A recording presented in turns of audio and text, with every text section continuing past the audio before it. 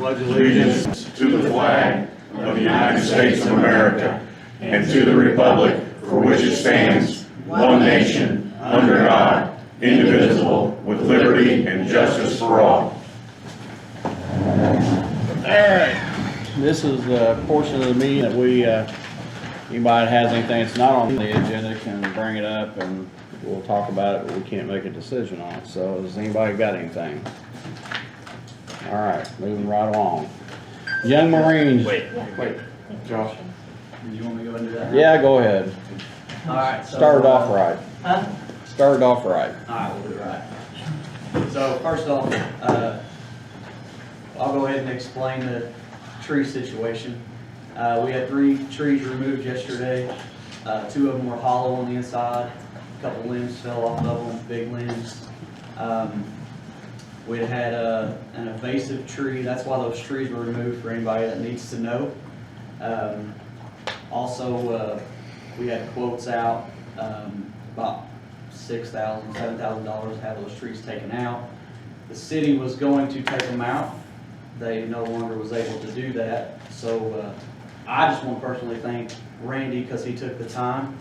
And obviously he's not charging anything to do that, so he did it on his own. And then his county guys came down and our maintenance staff helped with those trees. So I want to thank him for doing that because he saved some money, saved the county some money doing that. So that's why those trees are out, and we are going to plant trees back in that area. So that's the tree issue. Wait a minute, I want to thank him also. Yeah. Appreciate that, Randy. You did a good job. Yeah, I was worried about you hitting that bench, but you didn't.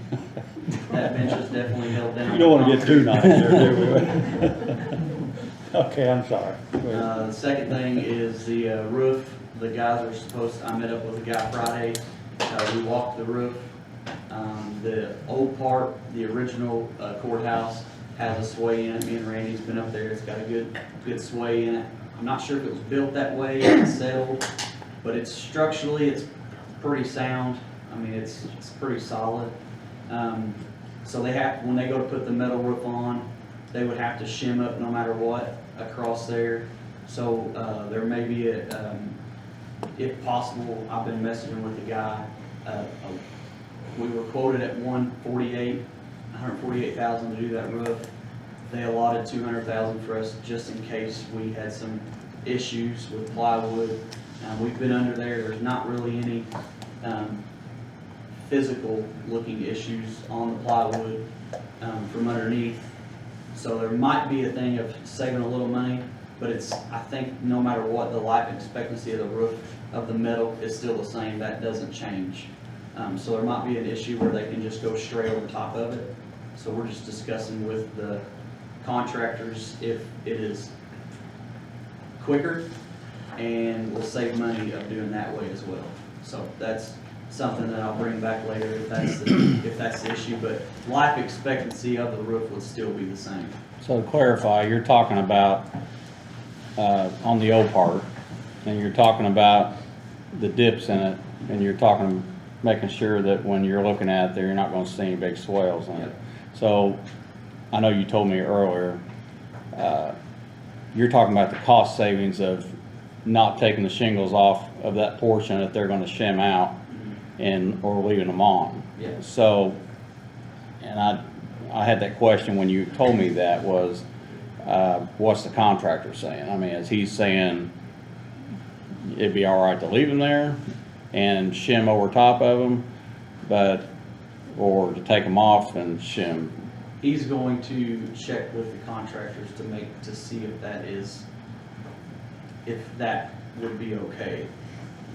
I went over shingles before, never had an issue, but I've never done standing seam, so I think that's where it comes in. It's the standing seam professionals that would know that part.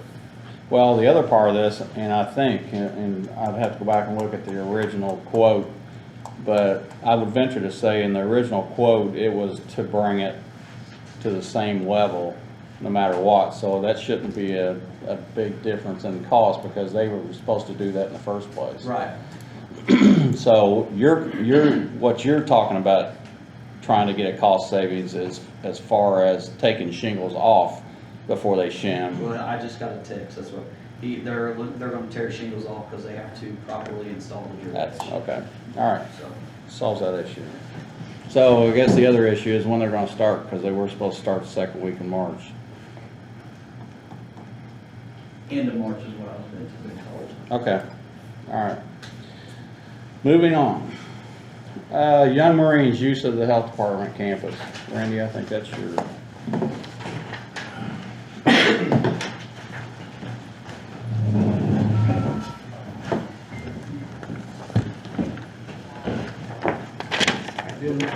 I'm doing good. How about you? I'm doing well. Good. Gentlemen, thank you for talking with me again. I'll just go ahead and throw some stuff out there. Yeah.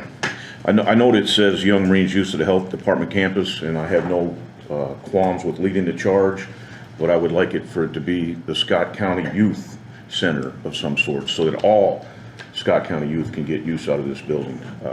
I'm talking about Boy Scouts and Girl Scouts and Cub Scouts and, you know, any other youth organization that is legit, that would have the required insurance to, you know, cover themselves and the county, so that, you know, and God forbid something happens, that everybody's covered legally. And I'm sure that if it's something that's not a legit organization, I'm sure that there's insurance companies that would write a one-time rider or something to that effect to cover them for the necessary amount for the use of the facility. So, like I said, I like it being called the Young Marines, but I don't want it to be specifically for the Young Marines. I want it to be for everybody, every kid in Scott County. That being said, I would like for every kid in Scott County to be in the Young Marines, but you Yeah, know, I that's think you said it was what we was going to name it. that's great. And the last time I was here, you asked, John, you asked me if I'd talked to the sheriff. I had talked to him, but not specifically on that issue. Then I believe it was the next day I heard from him and you and the mayor. Yeah. And the question was, will the Warrior Reservation, will that suffice? And the answer is yes, it will. It will do. It will. We can utilize that, but it's not the it's not the best scenario. The best scenario is being able to set up and stay there, and this is where we meet every time, and we don't have to leave, we don't have to take our stuff down. It's here. That's the best scenario. I did take the mayor up on his offer for the free use of the Warrior Reservation. When I went to sign it out, there was some hiccups, nothing bad. It's already reserved for 3 of the 13 weeks that I needed it for, that type thing.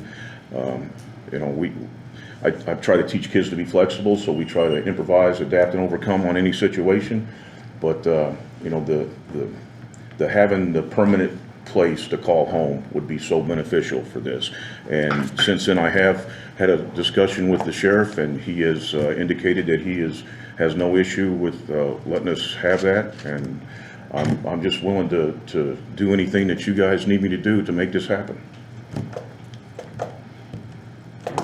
I'm definitely for it. I know that the Cub Scouts, because James Jones is my XO for the Young Marines, and he's also the Cub Scout leader for Scott County, they definitely would have intentions on using it. So I know there's at least 2 that's going to benefit from it. And I can't see anybody turning down the chance to have a facility that they can use to help the kids, and, you know, have a classroom environment and Yes, I stuff like had that. a question, I just need answered, not really had to do a whole lot with you guys, but it does. Okay.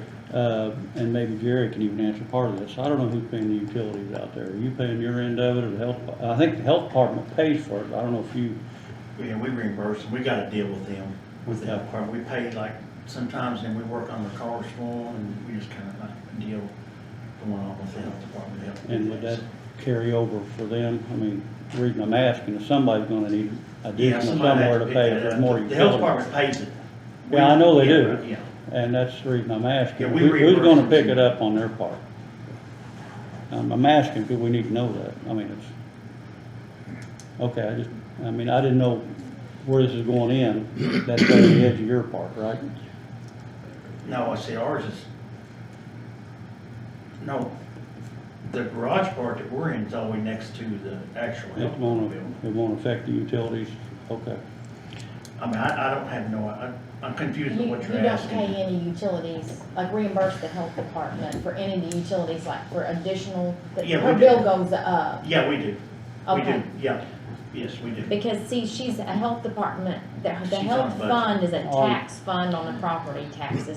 She has a utility, so if there's another use of that, then we get reimbursement, right?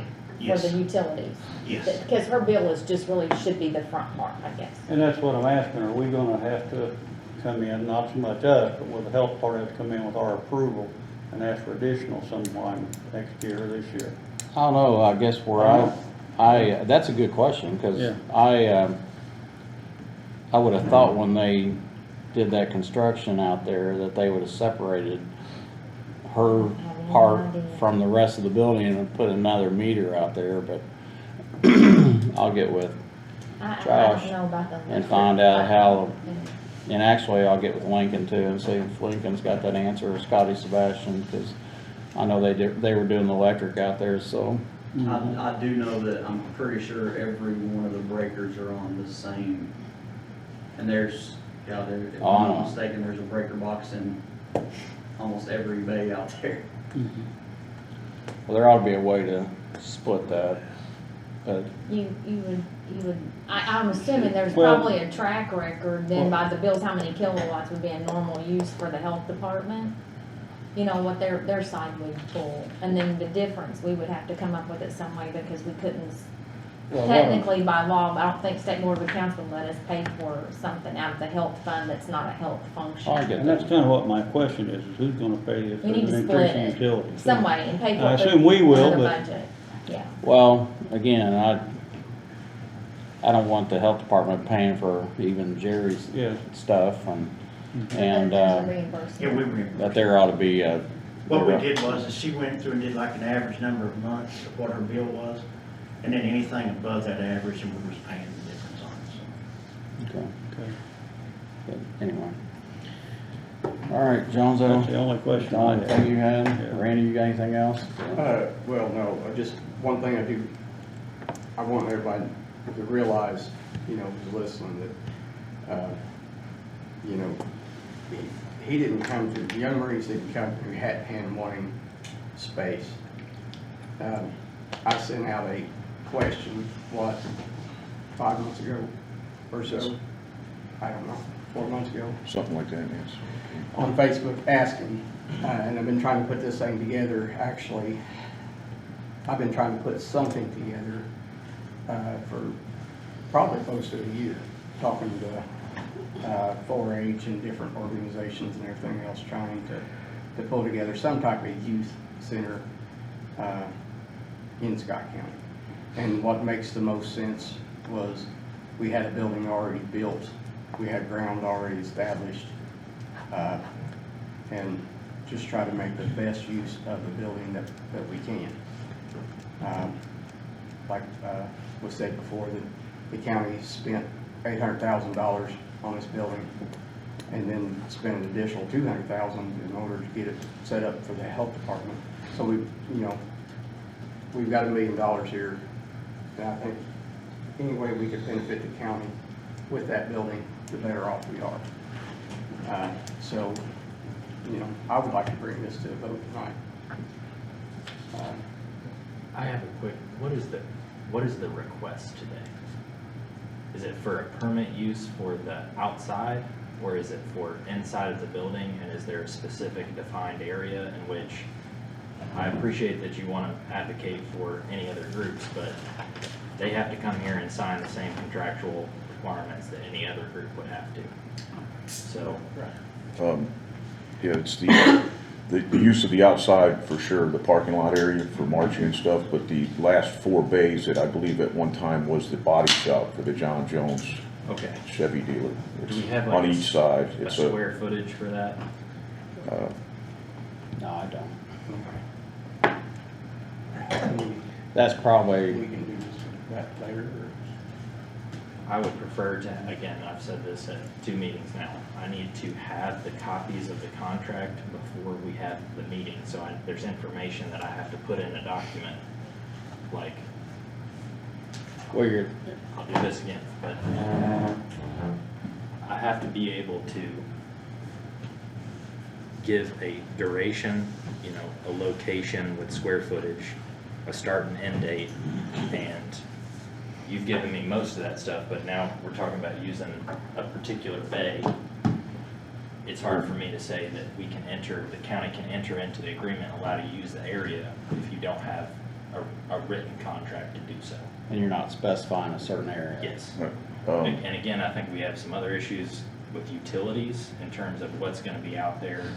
You said you need porta potties and other things, I mean, Correct. Yeah, I do understand what you're asking. I can't, right now, I can't get more descriptive except for the last 4 bays on each side of the building, Okay. because I don't have access to the building to get you measurements. But I'm sure they're on file somewhere. Yeah, I'm sure they're, Tammy, did we not Can have? you get me the square footage? Yeah. Okay. Yeah, but You said a blueprint. she would have a square footage of the whole building, not Okay. just. Yeah, I would have the appraisal, but I Because wouldn't I have need to know the the specific areas the that we're base. talking about, because also the health department's not here at the moment.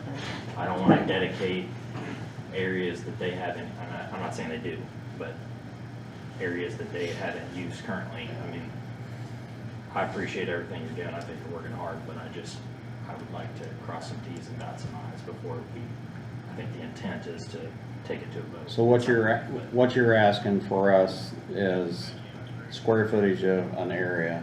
The area to be used, and a description of what's gonna be used, and what, again, commissioners are going to permit. I know there's been discussions about ways to wall off particular areas. You know, I gotta be clear, you can't change anything in that building. Yeah, that's what I was trying to How say we before. talk, yeah, about using tarps. Yeah. But The, can we And- vote to and- agree to let them use it upon the completion of? You wanna authorize somebody to sign a contract outside of a meeting in terms of which, I would not suggest that that's a good idea, but that's my advice. Well, maybe we would bring it back to the meeting. Bring the information back to. the They meeting. can't use the building without the MOU in place. We didn't allow that and have not allowed that for any other group. I apologize. And this is me. No, It's not. trust me, I want everything above Okay, I board. want you to I'm not, understand. It's right, I don't want anything coming back to bite anybody. I want it all to be legit and above board, but, if I understand correctly, you're asking for square footage and exactly what area to be used. What you're gonna use it for. I've been able to go in there one time, and it's definitely walled off, and this is a section of the building that you can tell is separated, probably added on at one time, so it's got its separate walls and access doors and all of that stuff. I wouldn't, dream of letting a kid go into a part that they weren't supposed to be in and stuff like that. Sure, and And for utilities, I understand, I think it's the commissioner's intent that the county be responsible. I'm not saying any particular department is responsible for utilities, but the licensor shall be responsible for all utilities, but in terms of placement of, porta johns and stuff that you need out there, You need we this, need to facilitate that. you technically need this information prior to writing the contract that I do. they would sign and we would be voting on. Yes. Um, Yeah. Yes. Can you get that before? Yep. Yes. Okay, so I can get you the measurements of that side, Okay. but the issue is, are you using it all year long? Or are you only using it so many months out of the year, Well, or how? Yeah, we can do specific days. Because the only- I know that you've talked about weekends. yeah, I brought schedule. It's a generic I have- schedule, but it's 13 Saturdays in a row. Yeah. And then we take a break where we only have like one a month for a couple of months, and then we go 13 Saturdays in a row again. So we'll do, it'll be for use of the licensed area for 2 days a week for 14 weeks. Because the only one issue we would have is HVAC and heat doesn't have that. So is this gonna be something we're gonna have to, Well, it's got heat on it. It's got them heat tubes going down through. Yeah, but I'm sure they have to be, they're gonna have to be tested and in use. And I mean, they haven't been since John Jones was in there, and that's been, I don't know how many years now. When the sheriff's department uses it back there, they don't have the heat back there. I'm just asking if that's something we need to have even done before this, because I don't want it to be an issue later on if it is, and then we have to have AC put in there and heat. They don't need AC. Well, we're not, They're gonna take They're it just as gonna open is, up if doors. anything. Okay, Yeah. it's as is. okay. These are Marines.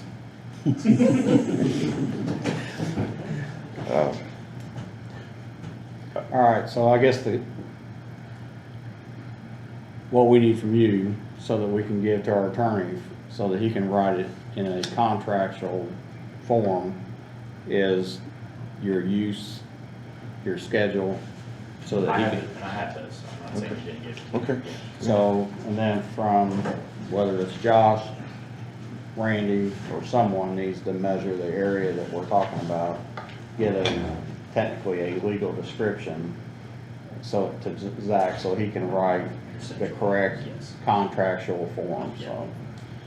So we all good on that? And then also the Porta-John issue. I mean, we have to have more than just the one commode for have to have separate for little boys and little girls. I wonder, So who's gonna be responsible? I don't know how to answer that one, except for I wonder I if think we, about working with you.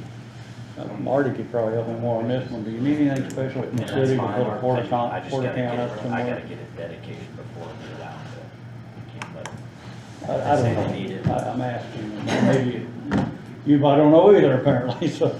Actually, I I didn't know if- really, I cannot give you any advice on that because Yeah. since it is within the city limits, it'll be all. Yeah, I didn't know if they had any. well, I know that, when we allowed the Angel Tree to be in the back of the corrections department, they put a porta pot out there. I think they just had it delivered. Well, that sounds like the best way. I just didn't know. We're trying to jump legal hoops here, you know. I'll be more than happy to call Carmen tomorrow and ask. It'd be, I think we should, don't you? I think we should. Tammy, when's our next meeting? 6th. 6th April. If you'll get your information to Randy, and then Randy can get it to Zach, Okay. and then he can write that contract, and then we'll bring it back on the could you give me 6th. like 48 hours? What's that? No, I'm talking to Josh. So I'm I'm, just, what I'm asking here is, I'm not, nothing to get, this is not the personal thing on you. The measurements should come from us with Yes. you, I think. I'll Yeah. get the measurements. Yes, So Yeah, Josh, yeah, I've okay. got most of the stuff. so that's the only thing you need is the measurements, correct? I need that, and I need, exactly what you're gonna be doing in what spaces. Kind of a list of what we're allowing you to use it for, I guess. That's what we've required in the past with Thrive. You know, it was I guess what he's laid saying is out you're- specifically in a professional services use agreement. you're talking about using it for, classroom and, marching and Indoor stuff like activities in that. case it's inclement weather, we can do facing movements and learn how to do all that stuff indoors because it's a wide open space basically. But where he's getting at is that you're telling us that's what you're gonna do there, but, And I gotta we put don't want you to something in have a there. sock hop in there and, ZZ Top playing, and we didn't approve that, so. I also have to put something in there about our responsibility for utilities. What the Grateful and Dead. I don't- We need to figure out the Porta John situation beforehand, because I appreciate if a business is going to do something like that, like dedicate, that's fine. But I need to have it in writing somewhere, and It's the old Murphy Law thing. So, If something can go wrong, it will. You know. Just so I'm clear, I learned that from you, by the way. I didn't say clear, that came from someone else. No, I've heard you say it several times, but That was a joke. I've got. it's contingent on the square footage that you're going to tell me I'm allowed to use, even though I'm already familiar with the boundaries that I'm asking for. We just need it in writing what that square footage is. Yes. And you need me to give you a more detailed schedule than we're going to be meeting on this day, we're gonna do first aid and marching. We're gonna meet on this day, we're gonna do drug demand reduction classes and marching. You need, I don't know how to get more And you detailed. you don't have to put on specific day, I'm gonna do X. Just a general list of what you could be using that area for, right? Right, did I not give you one of those schedules? Yeah, but I might. I don't know if that was the marching schedule, which was, but again, I'll go back and look at it. Okay, it's just a general description of what the use is gonna be. And just like Zach said, if you have specific dates you're doing drills or whatever, just on another form saying, here's our activity list. This is what we're gonna be doing here. Yeah. And actually, it's not date specific, it's I could just, put that whole thing in the reference. so, anyway. That's fine. okay, so all I have to do is somebody has to get the square footage, that's what you're We're asking getting for. And so there's really, And some of I'll that get is you on a us. meeting. Yeah. I'll get you to meet me out there and we'll run a tape across. okay, so And again, this is gonna be for the young Marines. I realized you came here earlier and you talked about the other groups, but Yeah, it's not, this is not a general use permit for okay, any other group. well, Yeah, they would have to come He do the wasn't really same asking. thing. Oh, I understand. I got you. I'm They'd just- have I to wanna come be do the clear. same things and produce the same information that you have, same insurance that you have and so forth, so. All right, so it looks like we're going to gather some Yeah, information I would request, for legal. this is from me, I would request that you table it until the next meeting. Okay. I will have something for you all to approve or not as next. Okay, All right. How do I get a more in-depth schedule to you before the next meeting? Or do I just I can bring, give you- do I just bring it with me to the next meeting? No, I want it before the meeting, I can give you my email, Okay, yeah, yeah, you got it. I do. I'm gonna give you his phone number too. You can also do that. Cool, all right. Thank you, gentlemen, I all right, appreciate it. thank you. Thank you. Visitors Commission, Michael.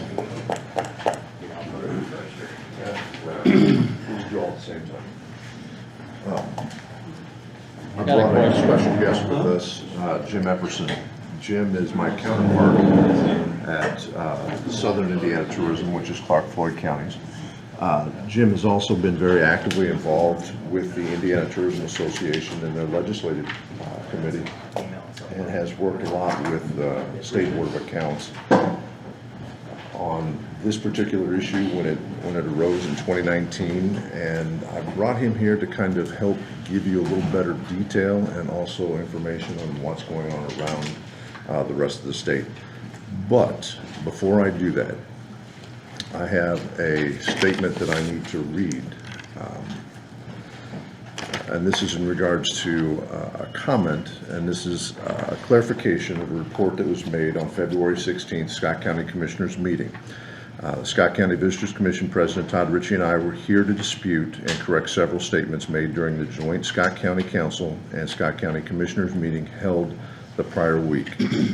Some due to poor education with the county commissioners and the county council representatives on our part as the Visitors Commissions, and others made with worrisome intent, knowing the correct information had been presented with copies given directly to those who made incorrect accusations of expenditures by our office.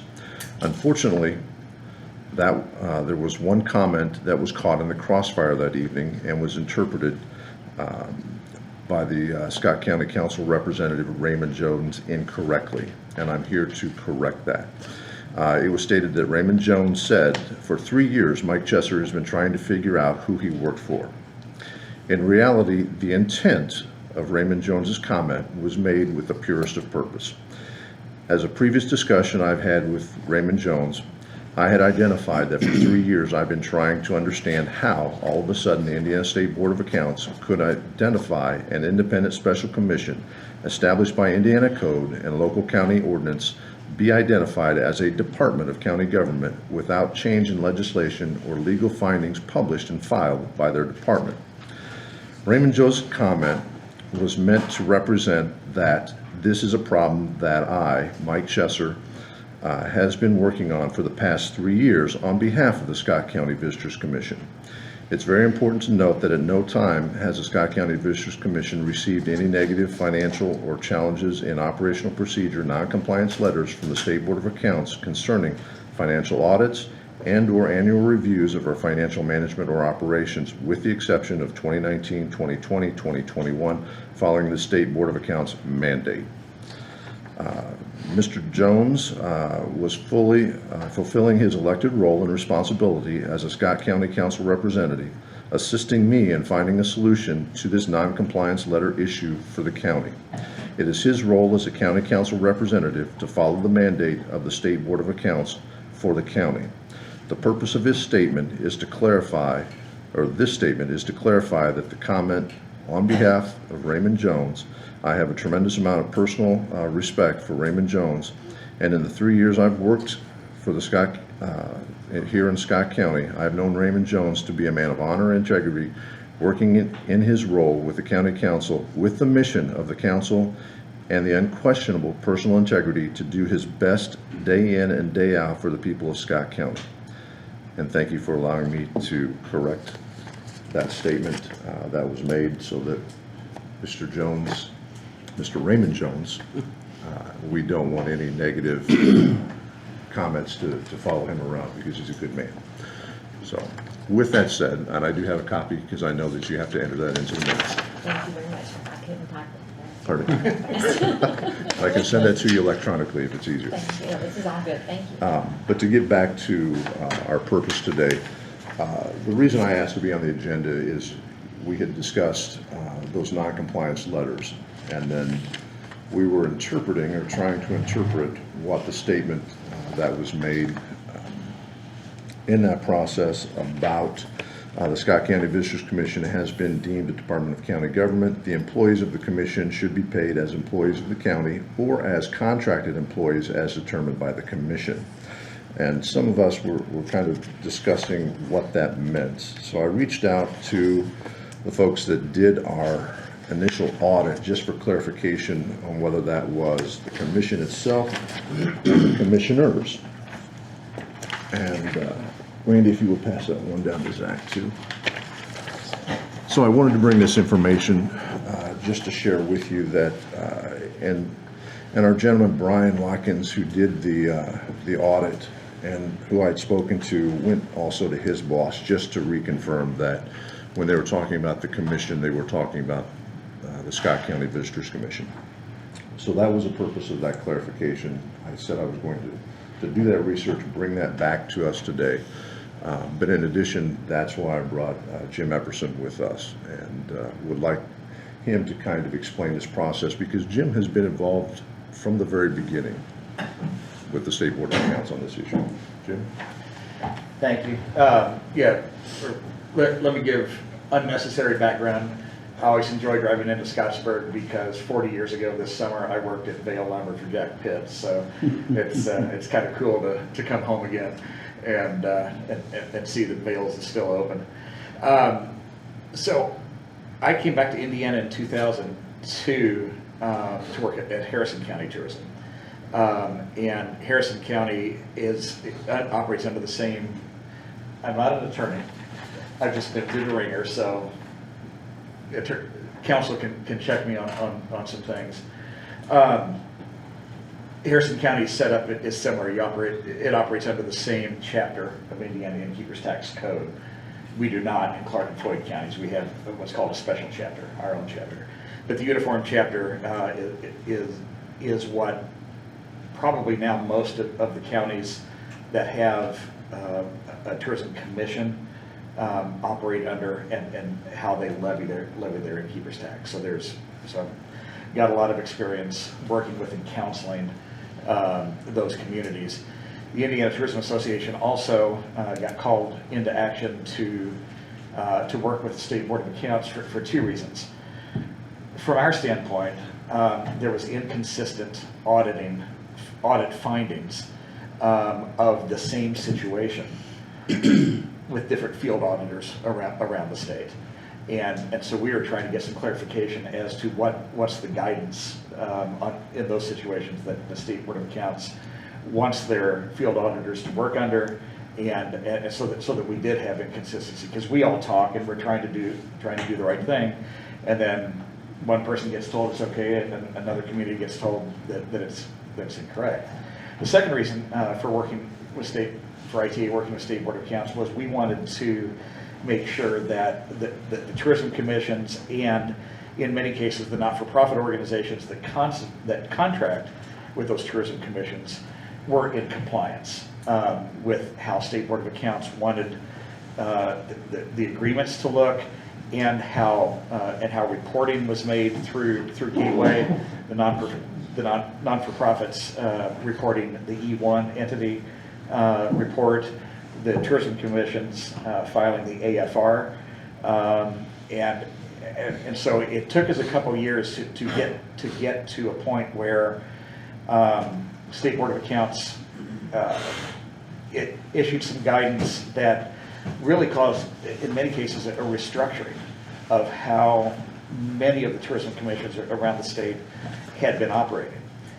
So we've got this mix because under uniform there's this powers of the commission that include entering into agreements and contracts, and then there's specific language regarding the tourism commission contracting with a not-for-profit and how the funds are transferred to that not-for-profit, who actually carries out the sales and marketing programs for the community. We had tourism commissions that were operating for years had been operating without a not-for-profit, but were still operating as kind of an independent agency, where the tourism commission was hiring staff. And in a lot of cases that happened because the county didn't want those staff on the county payroll and benefits. And so there had even been inquiries. Can we please? And they said no. So tourism commission ended up hiring employees. And where the tourism commissions were approving their own claims. It comes before, just like the claims come before you. And so a register of claims was presented at each meeting and approved. So State Board of Accounts, after a couple years of working with them, decided that no, the tourism commissions should be treated more like, or they view them more like, a solid waste district. And what they wanted tourism commissions to do was to not hire employees, that those employees needed to be county employees subject to county salary ordinance and supervision by the county commissioners, bypassing the tourism commission, and that no longer that tourism commissions should no longer be approving their own claims. They should be included in the claims that are presented to you for approval. And to this, I've been convinced to accept that. I'm not crazy about it, because it really neutered the power of the tourism commissions. They really have very little say if they can't hire and fire staff, and if they're, despite the explicit powers they enter into agreements and contracts, that they really can't do very much. Everything has to go through the county commissioners, and in a lot of communities that creates additional work on the auditor's office.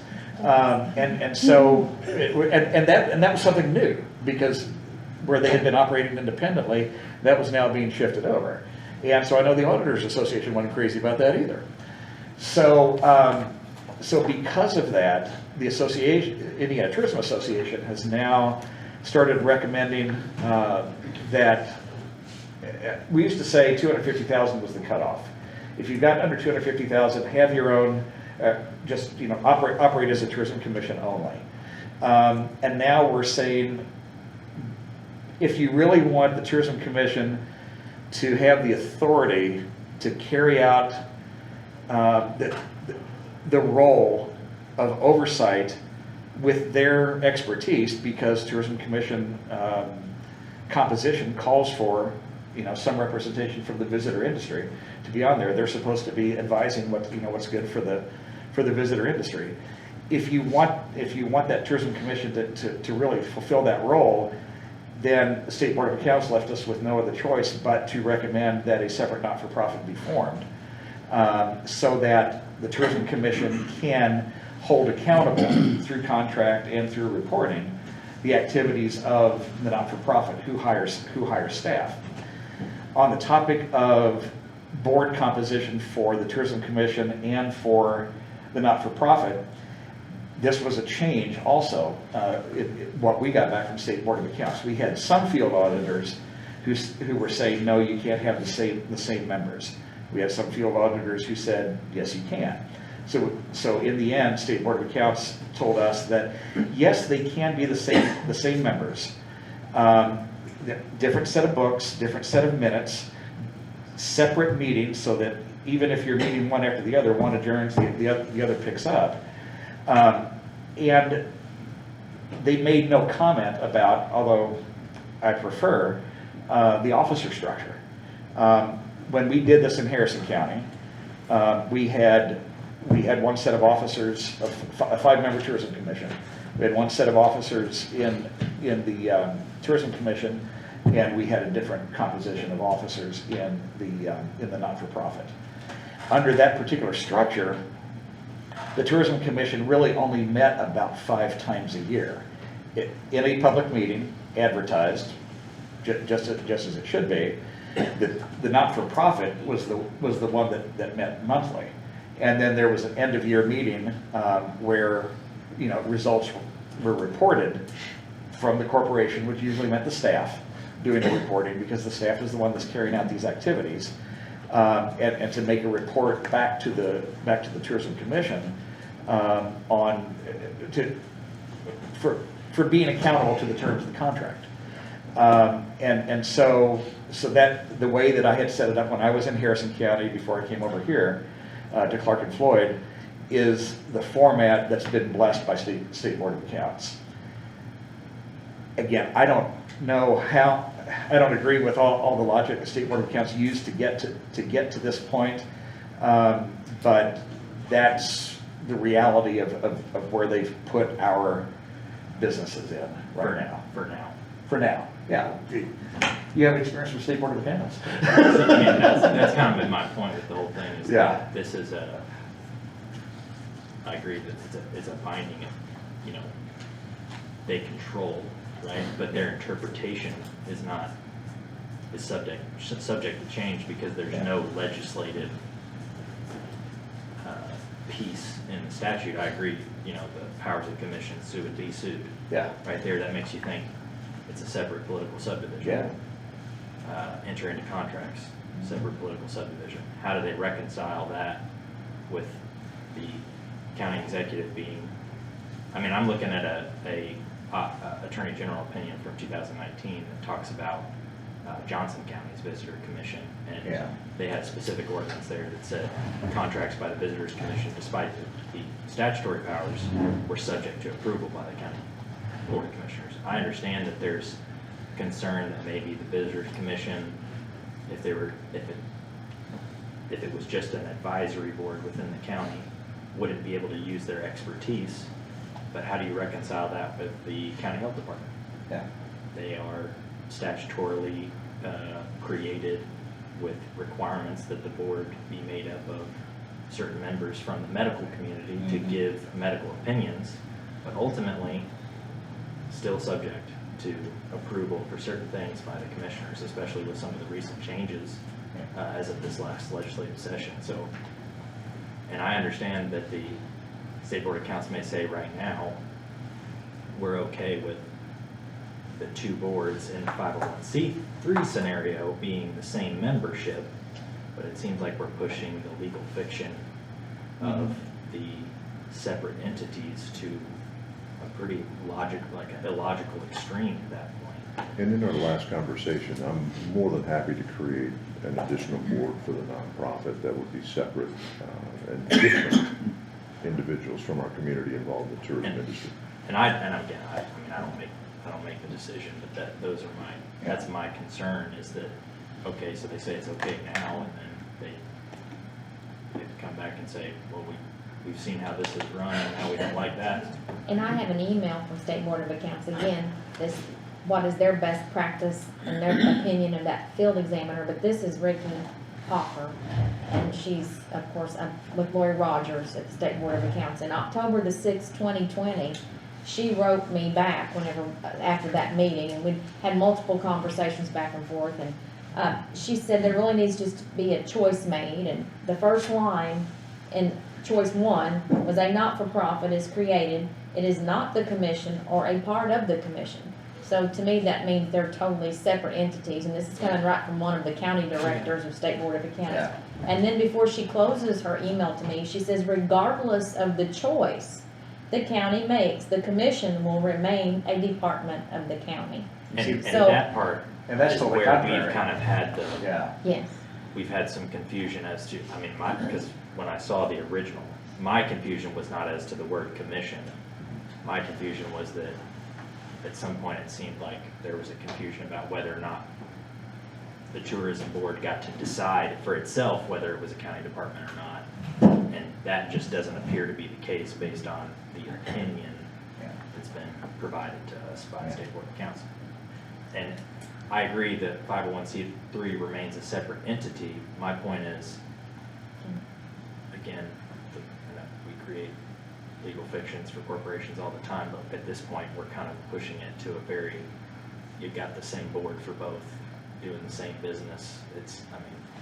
And then I alter have ego is another a question too, as legal- far as the accounting part goes, because if the Visitors Commission is considered a department of the county, would they be the ones, along with their support from a not-for-profit, if that's the way that this rolls out, would they come to the budget hearings of council and present the budget based on the innkeeper's tax?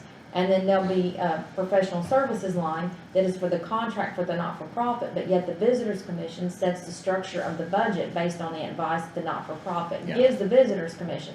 And then that's what's presented to council to approve so much for advertising, again, based on the expertise of the not-for-profit. But yet there's just a dollar amount that is sent to the not-for-profit for their services. Yeah. But the budget and the expenses, again, would still be ran through the county auditor's office, because that Visitors Commission is running a budget as a department of the county with a contractual interest with the not-for-profit. So those are accounting things that's buzzing around in my Yeah, head. yeah. Versus being just a county department and I've got their payroll and their claims, you know. I got a question, is how many tourist, boards in the state are 501c3s?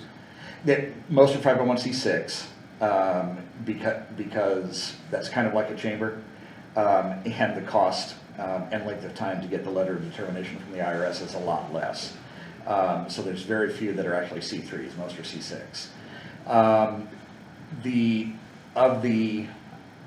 Of the ones under uniform, or a uniform-like statute, only about seven or eight are county departments now. Most have gone to the dual, what we call the dual structure. Okay, so I'm gonna ask the same question I asked the night we voted. What's the pro, or the benefit to the county for it to be a 501c3 versus 6?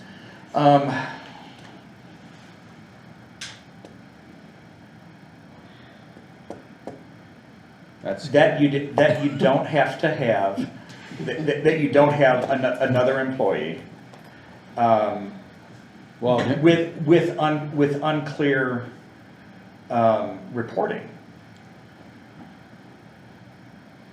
If the Tourism Commission is not the employer, are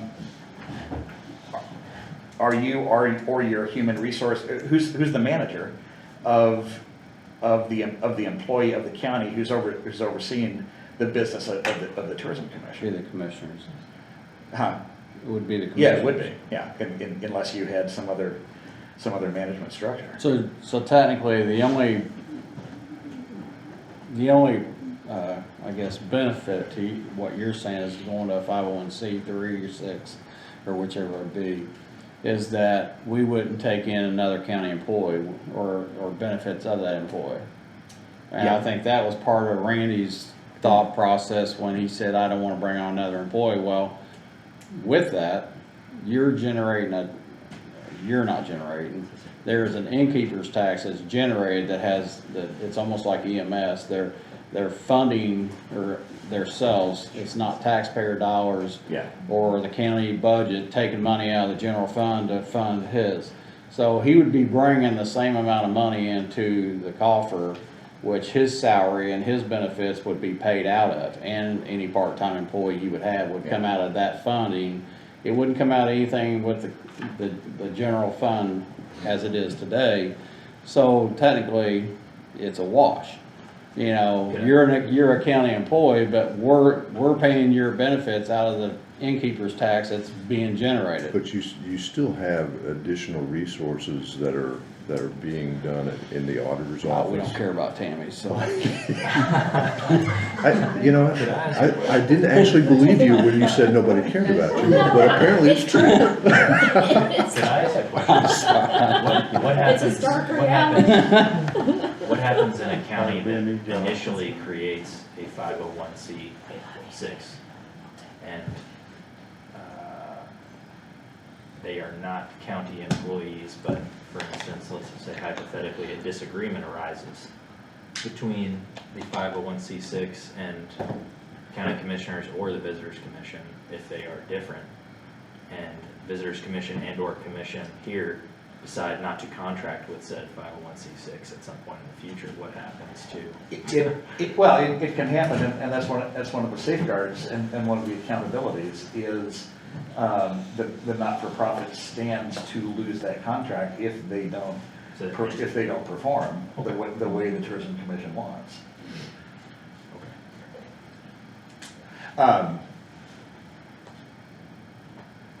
Tammy's question. Yes, but before that, Pros and cons. you had something that I wanted to come back to. It'll come to me.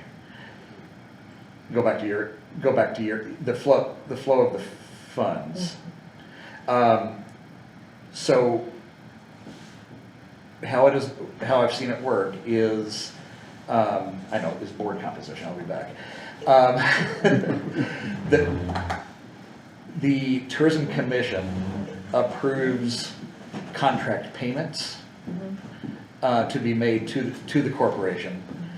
Yes, the corporation usually provides a detailed budget, and practically speaking, when I was in Harrison County, we had that structure. We presented what was really the corporation's detailed budget to the county council during budget time because of the need for appropriation and for the gross amount to be included. It was just, you're right, the personal services line as a single line item, but the county council wanted to see the detail. And much like our county council, I think, has indicated that they like to see detail. Yeah. Yeah. And so part of the agreement between the Tourism Commission and the not-for-profit also has the not-for-profit through its staff providing support services to the Tourism Commission and doing that work on behalf of the Tourism Commission. So you're not putting that burden on a board of volunteers. So that they've got that office support from the corporation when it comes time for budgeting. So as the auditor, I'm thinking, do you, we'll just say this, say we bring in $200,000 in innkeeper's tax a year annually. Is the contract with the not-for-profit for $200,000, and then you let them manage that, and there's just one contract, and it's $200,000, and they manage the marketing and this and that to the satisfaction of the visitors commission, or they figure out some other arrangement, or do we, as a visitors commission on the county side, since it's a county department, hold the budget much like the sheriff or any other department that we have? The visitors commission meets monthly, approves all the claims just as if any other department head would approve those expenditures that they bring and say, these have been delivered, this is the billboard I ordered, this is, everything's in place. The visitors commission says, as the department head, yes, we sign off, and then it goes to the auditors for processing. So that's where I'm going with this. Is it just the contractual amount for the services that the 501c6 would give us, or is it the entire innkeeper's allotment, so to speak, that they run for us? That's where I'm not for sure of the structure and the accounting part, because I understand that, you can contract for the whole enchilada, or you could contract for just the service part of it. Yeah. Yeah.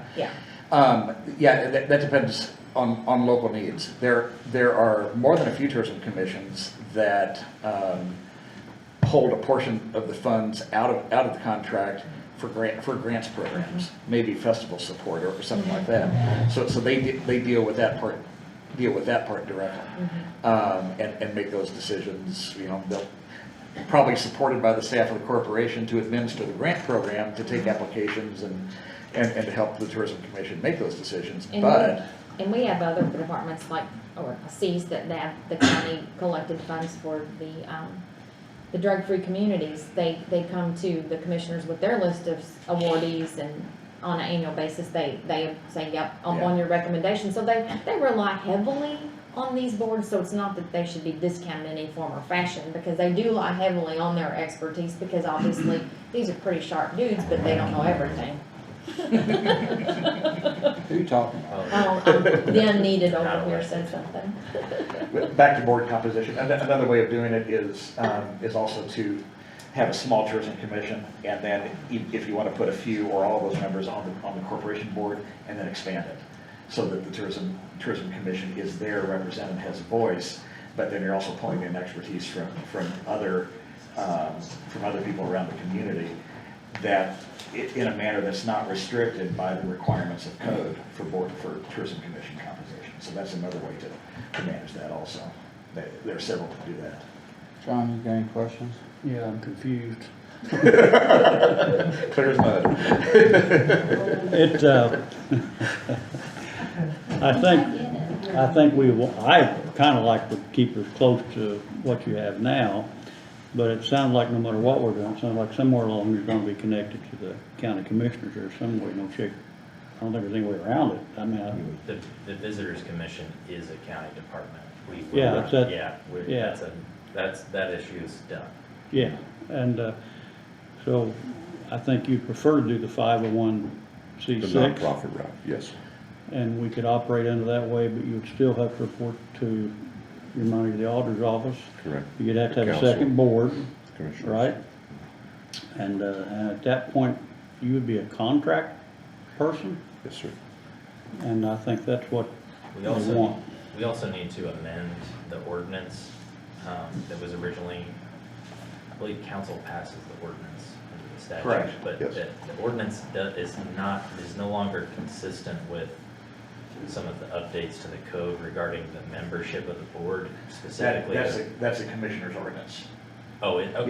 Yeah, council ordinance is They pass the levy tax. the tax. That's right. Commissioner's ordinance So we establishes. do need to update ours, just because I think that there used to be a residency requirement for certain members who are part of the commercial, Yeah, hotel. and there no longer is. So we just need to get that up to date, but there are ways that you can amend that ordinance as well to, for instance, to make a determination as to who you would permit them to contract, whether you wanted the boards to be the same or not, or, you can, how many members you want on the board, for And this allows instance. us to go out and let's say the general manager from Hampton Inn does not live within the county. Yes, This would allow us to go back in and say, hey, we would love for you to be a part of this because of your knowledge, your expertise, and your passion for the industry, and bring them on. Yeah. So that would be it's a great. little less restrictive than our current. You're gonna have a visitors commission board. Who will appoint that? Will we do that? Used to do Like that. normal? Does the mayor get one, or? He Well, has I mean, two. we'll follow what we're doing now, right? Correct. The second Nothing board we're changed. talking about, who appoints that? That would, 501c. that actually would be the visitors commission would appoint the board, is my understanding. It depends on how you write the bylaws for the not-for-profit, as to how that, in Harrison County, it was simple. It was granted to the 5 members of the tourism commission. Okay. However the bylaws get written will determine that. But that would be commission's problem, not ours. Randy, what's But they're your department, so it's your problem. Well, well, I wanna get clear on that. Ultimately, we get, that's why I feel like We can't we're all escape kinda, it. we end Yeah. up, back to the same it's place? just, So you and could, the idea that, if I'm getting this right, they could appoint the board if we agreed with it. No. No? again, I think it depends I don't on think how so. you craft, well, if you're talking about the board for the visitors commission, it would be, Still you guys. Yeah, the statute and then how you craft the ordinance. okay. But that is not inconsistent with the statute. And then for board of 501c6, it would be however their bylaws internally are Having drafted. control of But it. again, whether to contract with a particular 501c6, you could say, I will not contract with a 501c6 that does not have a board that's exactly the same as the Yeah. Visitors Commission. Or you could say that I will not contract with a 501c6 that has the same board. I mean, Yeah.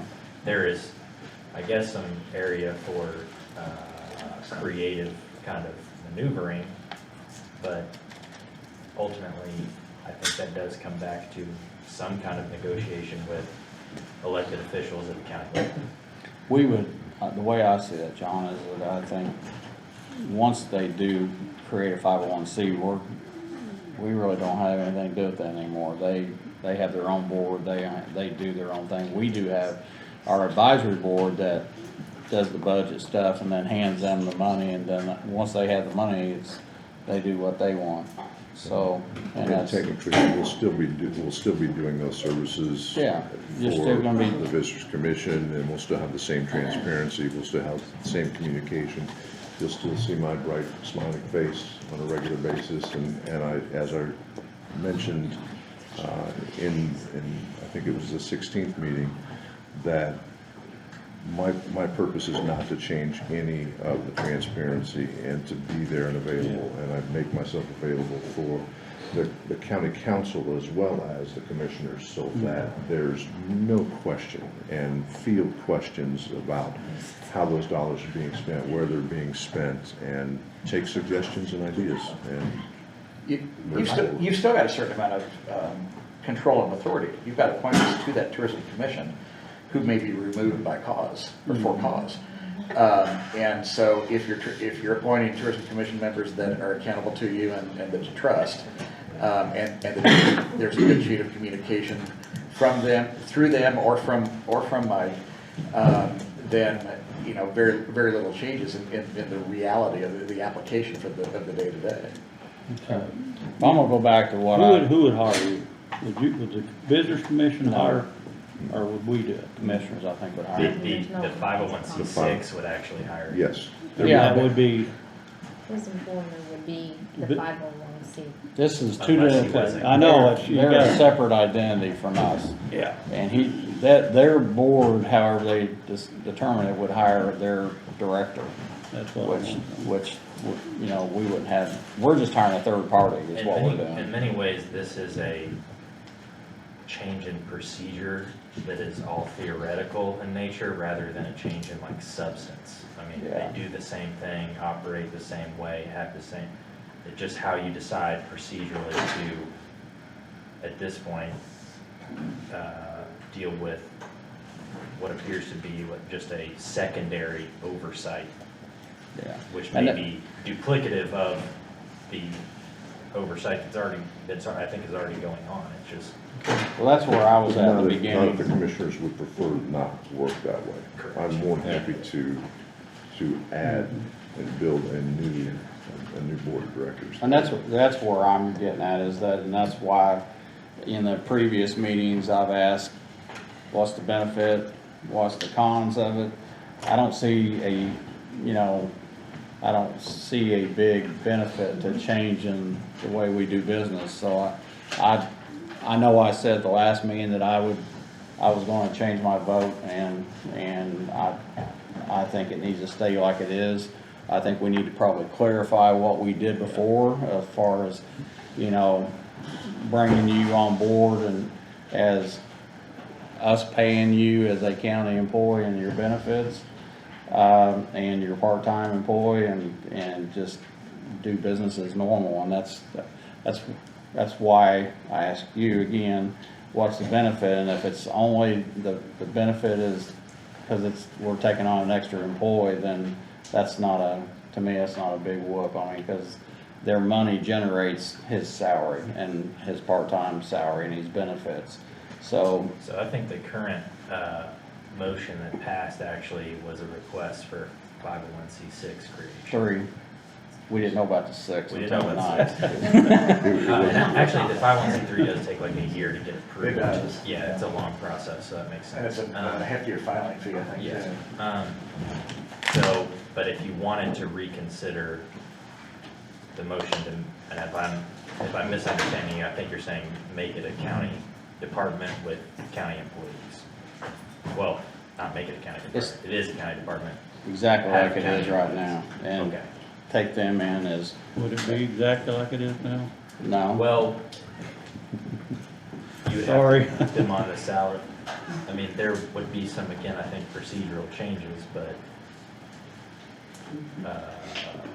in many ways, I think in either scenario, it's similar to how it is now in substance, I It's- guess. Substance. Well, the reason I'm asking is, you just said he'd be a county employee, is that correct? That's one He scenario. technically is now, Yeah, I get that. but he has a budget that pays his, we don't write him a check, correct? No, his accounting, his bookkeeping and his payroll is being processed outside of the county auditor's office. Even though technically the State Board of Accounts views him as a county department, and all county departments run their payroll and their claims through the auditor's office. So that's where the State Board of Accounts has the rub, okay? So either they continue basically like Zach said to exist in substance, but we clear up the technicalities and have a not-for-profit that Mike actually would work for. Visitors Commission's oversight of that not-for-profit's contract, recommend to you who they contract with, and how we do the accounting thing, we'll just have to work it out with the bylaws or the structure on how much the contract would be for the entire enchilada or just the service part of it, and then we have the budget presented by Visitors Commission with the not-for-profit support. And then, or we pull their books into the county auditor's office as per the State Board of Accounts is what they say they are anyway. And then he becomes part of the salary ordinance, and Adrian becomes a part of the salary ordinance, and there's no not-for-profit, and they're a county department. That's what I prefer. I do too. That's my So opinion. then I would suggest that you make if the second scenario is the end goal, I would make a motion to reconsider, 501c3. the motion that was made in the second meeting of February, I think. I don't know what the exact date was. We just say a previous vote? Yes, was it 16? I think it was the Okay. 16th. I think it was the 16th. So we're changing it to just voting for C6? Well, first off, just put a motion back on the table.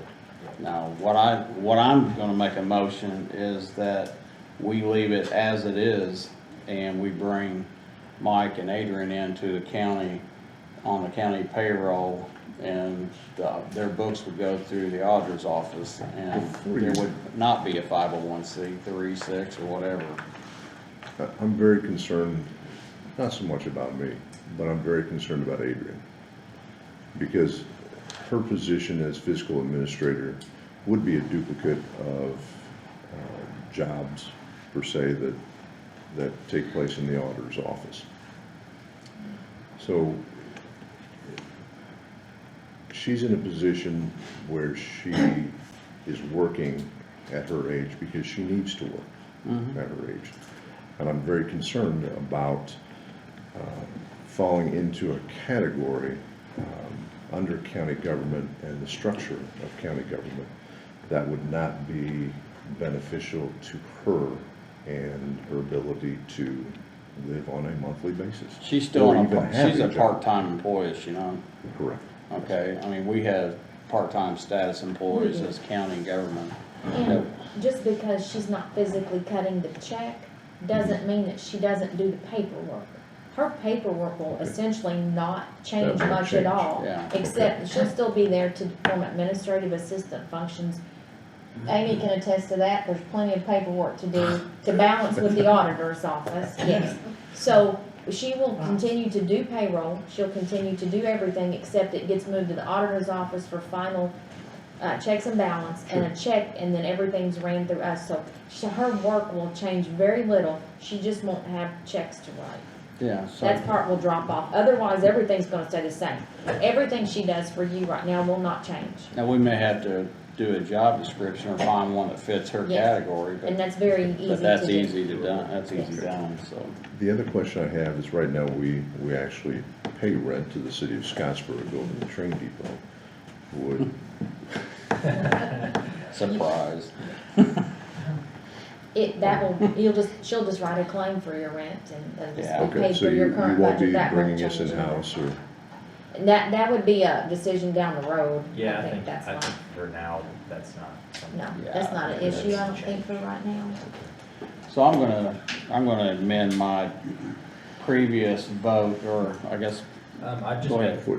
Yeah. I guess my next question would be, and I apologize, this is gonna sound very greedy, but if we're Department of County Government, I guess I've been a county employee for the last 3 years.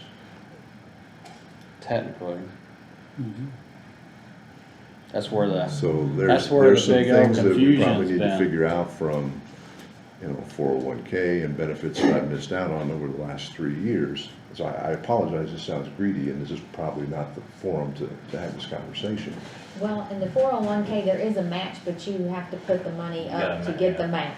And that's on a time basis, and since we weren't doing Right, your we don't go payroll, back I in don't time know and what fix. was, we'll have to think about that one, that one's a doozy. Yeah, because, and Yeah. my conversation is because it was never made available to me. There's some liability associated with that process as well. So just, and I just wanted to bring some of these things up that I'm gonna ask questions about. That's fine. Because I'm a new employee, so to speak. Give your so- orientation package. So, there's no, I haven't got my manual yet, my county manual, employees manual, so. all right. So anyway, I'm going to, make a motion To to reconsider. rescind the vote of February, reconsider the vote on February 216, yeah. February the 16th, that this Board of Commissioners voted to make the Tourist Board a 501c3 at that time, and to change that to bring the Tourist Board into the county government. I would just say end stop on the file, just bring the motion to the table. Just bring the issue of the decision of the board back to the table. And then we'd have to do a And do a separate second. vote for Okay. approving one or the All other. right, upon the council's Just to make it- recommendation, we're going to rescind a vote on February the 16th, that determined the tourist board would be a 501c3, so. I'll make it. John makes the motion, Second. Randy seconds that, and I'll make that unanimous. Now I'll accept it. Now I'll accept a motion to bring the Scott County Tourist Board into the county government, including the director and the part-time admin into the board, or into the Scott County. Yeah, we got a moment of discussion, I hate to do that. No, go ahead. I mean, you look a little unhappy right Well, now. I'm not happy. What, I'm very disappointed. and what do you Just think, I mean, before I vote? I mean, Pardon what me? would you do different before I vote on this? I'm sorry, I'm not sure I know the direction you're going with the question. Well, I wanted to keep it as close as possible to where you got it running now, and it sounds like that's what we're doing. And I just wanna know what part of this is not fitting into the part you don't like. Very candidly,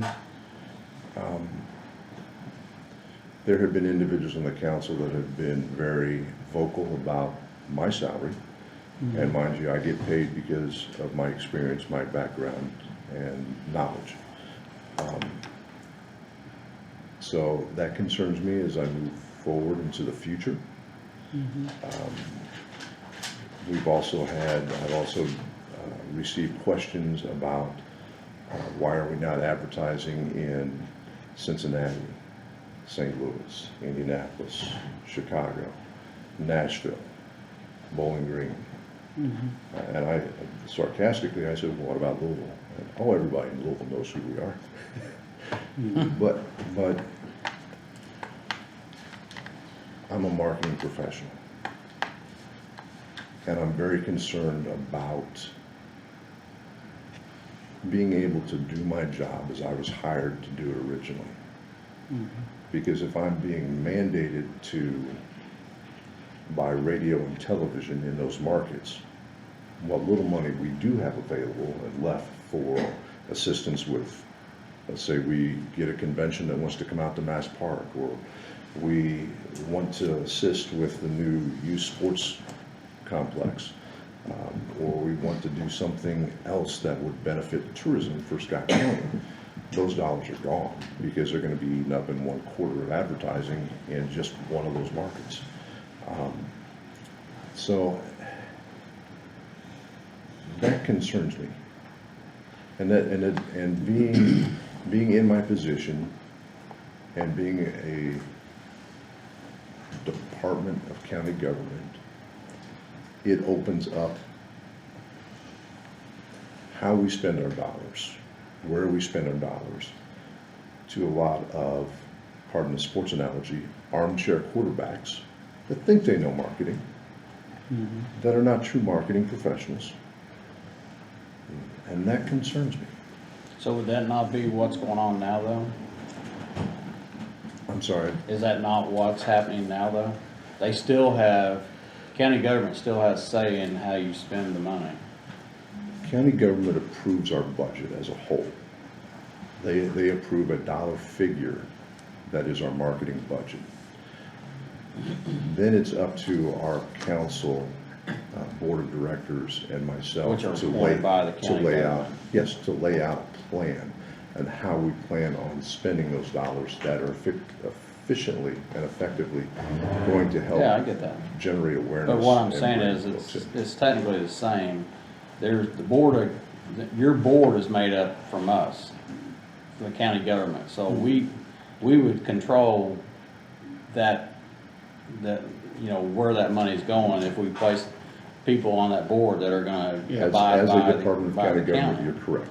Yeah, If- so I if mean, it's there not was gonna be a- like they're gonna go, you know, out and do stuff that against, you know, the will of No, the but local. as an independent, and whether that, however you want to classify it as a nonprofit, there's that layer in between. There's the ability to have a fair and open conversation with folks without it being taken, well, they're not paying attention to what we want to do, kind of mentality. And that's what I'm trying to avoid. And I think that's what that extra layer Where I'm having provides, trouble is the ability to. understanding what we could do different. I don't know what we can do different here. I mean, I think we're all wanting to try to keep it as close as possible the way it is. But the framework legally we've laid with, I don't know what we can do much different. And that's what I'm asking, what could we do different? The framework that is presently in place and what was focused by the State Board of Accounts is, yes, the Visitors Commission is a department of county government. If the Visitors Commission and the board were to allow the development and establishment of a nonprofit entity, there's still that give and take and that transparency, but it can be less hostile when you see the investment of X number of dollars for the promotion of Scott County, or reaching out to a tour bus company or that industry and bringing them in, even if it's stay here, go there concept. We have a better chance of doing something of that nature to bring people here to stay in our hotels, market some of the activities here in Scott County that we can do, but then also help them get down to the Louisville Slugger Museum or Churchill Downs, or over to one of the 3 casinos within a 45-minute drive, and do that sort of thing. So we're still generating tourism because we're still going to get the overnight accommodation, which we're still going to get the the restaurants and all of that. But not everybody is going to see it that way. And our responsibility is for the promotion of tourism, and that's our restaurants, our hotels, and our destinations, and the economic development of our county. And I just am very concerned, and I'm not saying it will happen, and I'm just saying that I'm very concerned about being handcuffed when it comes to budget time, where we are mandated on how we spend those dollars. Well, I don't think it's, I don't see that changing, because right now they're not doing that, so. Mike, we've been mandated by our commissioners here to support the Preservation Alliance and our Heritage Center and all that too. I mean, In the past, in the past. I don't say it's been before So, me, so I yeah. don't remember doing that, so. Well, But what I'm saying is that I don't see it any different than what it's gonna be, and I understand your dilemma with the council. But I don't think it's gonna be much different, because even if you were a 501c3, 6, or whatever it is, you're still gonna go in front of them with a budget, and they're still gonna have the same questions they have today. So I don't think it's gonna be much different, and the other part of this is if you were an outside, and I'm gonna say an outside vendor, because that's technically what you'd be, they could terminate the contract if they don't agree with what you're doing anyway. So I don't really understand where it's gonna be a big hoopla, and quite honestly, I know there's been some questions, and I was at those meetings, and some of it could have been fair, some of it could have been unfair. I mean, I think some of the questions were asked, I think they were taken out of context, and for some people that said clear, that's what we were talking about that night.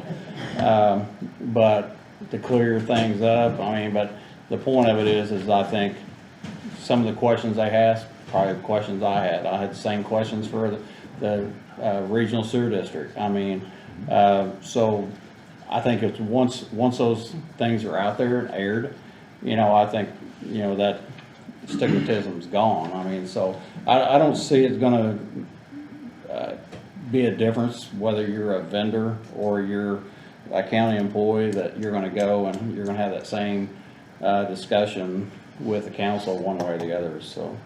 well, with me, I'm still going back to what I was a minute ago. I don't know how we could change our vote and do it differently. Is there something I'm missing here? Well, the vote we're taking is gonna be basically to leave it as is, but just change him as a contract employee, even if He wasn't a contract employee before. well, but I mean, what could we do different in our vote tonight to make it closer to the way you want? I haven't figured that out. that would be the development of the nonprofit entity. That to me if you're asking what would make me happy, that's what would make me happy. Is that not what we're looking at? No. No. You voted that the last time. You voted to Well, I thought that's what we were just switching it to a 3 to a 6. No, we're making, I'm gonna make a recommendation, and I'm casting my vote to leave it like it was before the last vote. That's why we just rescinded the last vote, and I'm gonna make or Randy or someone, is gonna make a motion to, leave the tourist board as a county, department, and they would be county employees. And that the auditor would handle their payroll checks and everything Well, else. my confusion is they're already county employees. That's exactly right. So nothing's gonna change, but it changed in our last meeting because we voted to do a 501c. Our attorney looks like he wants to say something. There's never been a determinate, Visitors Commission, which is just the board. Again, I don't know if State Board of Accounts is saying retroactively they have always been a department, or we are considering them a department going forward, so we don't get to vote on that issue. The Visitors Commission Board is a county department. What you decide is whether or not you want to, again, in terms of the use of the word commission here in reference to who gets the ultimate authority, so my problem with, not the State Board of Accounts understanding of the word, but that, I mean, if they're a county department and the county commissioners don't want to contract with a specific 501c6, who forces their hand? I don't think that there is a legal mechanism that's available. So ultimately, and again, these statutes apparently conflict with one another now because it leaves contracting authority in two hands. I mean, I don't know how that would be resolved, but I feel like I I've lost my train of thought here, but, Well, it would be It's easy to lose easy your to- train of thought, yeah. Mr. Cuddy. Yeah. I guess my point is that ultimately, you're deciding right now whether or not the employees that have been since its creation, considered employees of a separate legal entity will now be considered employees of the department, or whether they shall continue to be Commission. considered, or whether they shall be employees of a separate legal entity that the commission shall contract with. Those are the two choices. If I've misstated Which if anything you're there. saying contract with means we're going to allow them to be a 501c3 or Correct. 6, which that's not what I. So we could still leave them a 501c3 if we wanted to. Well, they don't have they would set up a 501. There isn't one yet. Yeah, they'd set it We'd up. have Which is what we voted last meeting. That And is- let them proceed with that. And if we do that, then they will be what? Our There'll relationship be a with third Mike party will be vendor. contractual. The board is gonna be a department. They're a county department. No way around that. Okay. Absolutely no way around it. How operationally the board conducts its business is what you're voting on essentially. Yeah. Okay. So, do they conduct it through a third party who, dispenses with the funds, or is that all within the county? Is that all within one group, I guess? Well, the other part of a 501c3 and a third-party vendor is that third-party vendor is gonna come in front of us or the council with a proposal for a fee. And at that time, because we would have to pay him, and because that money is gonna come out of a tax that's gonna be held with her. And so he's gonna have to come and say, I'm going to, here's my services for $300,000 a year. And here's what I'm gonna give you for $300,000 a year. We should We're gonna make it have to 300,000. enter a contract with him for a certain amount of money. It's not gonna be generated off what the income is off the hotel Can't tax. exceed that. What it's gonna do is, if we don't generate income, then we can't pay his contract. We have to live within the confines of the innkeeper's. I get that. That becomes a clause in Which the is what contract, we do so up presently. to. Wait, Up present. to, Right. yeah. But that's where I'm at. Yeah. I mean, he would have to come and enter into a contract Which is, for a specific number or. Not you personally, but the CC, Yeah, but the. that's but the 501c3. corporation. We're Yeah. still going back to 501(c)(3) or I'm not, 501(c)(6). here's my motion, it's not a 501c. I want it to stay as it is right now, as a county department, and the two employees of the Scott County Tourist Board would be county employees. 501c3, 6 doesn't include what I'm talking about. That is a third-party contract, and that's not what I'm gonna make a motion for, so I'll make the motion. Can I say something? Go ahead, yeah. Mike, I think you did a good job. And I hope that the council continues to let you do what you know and doesn't micromanage. In my opinion, if you have to micromanage, then you should be getting somebody else, you know? And clearly you've done a good job as far as I'm concerned. I'm gonna vote, you know, to keep you part of the county. And the reason I'm going to do this, and I've got to be very careful how I say this because I want people at home listening to understand. So I'm going to backtrack a little bit. The money that you guys get is money that cannot be spent in anything else but for the Visitors Commission. It's coming from the hotel tax. So if you guys didn't exist, that money still couldn't come in and go anywhere else. All right, so first I want to get that out there. Secondly, we, the commissioners, is the avenue in which you get that tax. That being said, it is tax dollars. Regardless of nobody can use it, it still goes back to it's tax dollars. And to try to save all the confusion and conversation here, it being tax dollars, the only way that the public has any say-so whatsoever in anything that you guys do is by keeping it in the government. And how they get that is by voting on the council members and on the commissioners. Does that make sense, what I'm trying to say? And I know that you guys write everything down, and it's recorded in the minutes, and anybody is welcome to get it. But we live in a busy world, where most of the people in Scott County is working anywhere 60 to 70 hours a week, living on their overtime. And they might have questions and want to know what their visitor center is doing, visitor commission is doing for them. And the only way that they're going to get that information is YouTube.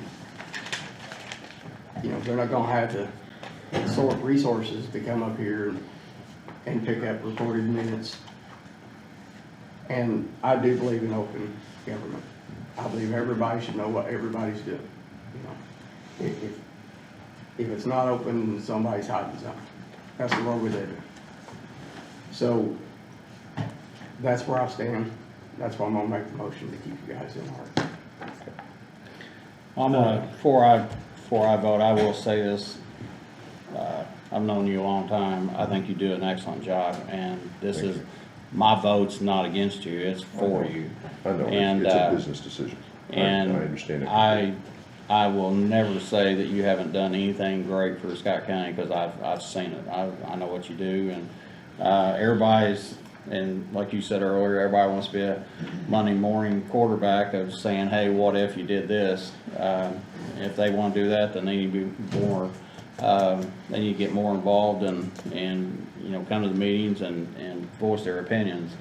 I will say this, and one of the last meetings you had, you brought up certain organizations and festivals that we have here in the county, and it was something I was kind of, you know,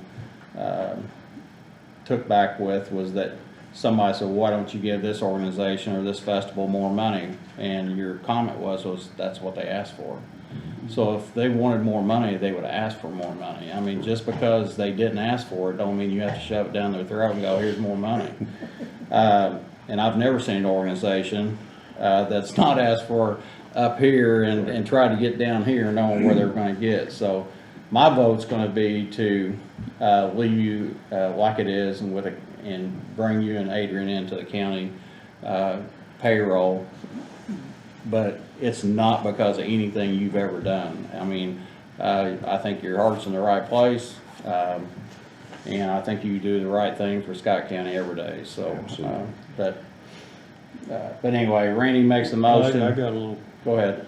I'm not gonna vote for that, and for the reason we just sat here and talked about is, I went to their last meeting, and they was talking about doing video and all that kind of stuff, and the conversation, and I brought this up, because, you know, we get paid to do this stuff. You got a board there, it's not making a dime outside of a couple of you.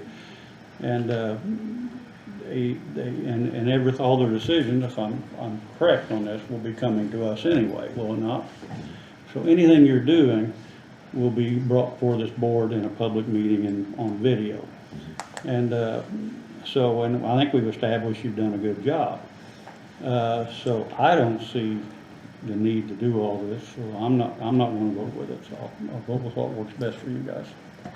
All right, so Randy makes a motion to leave it as a county department with 2 employees being turned over to the county as far as them being constituted as a county employee. So Randy makes a motion, I'll second that motion, and John, I guess you're gonna vote in the negative? That's correct. All right, so let's move on.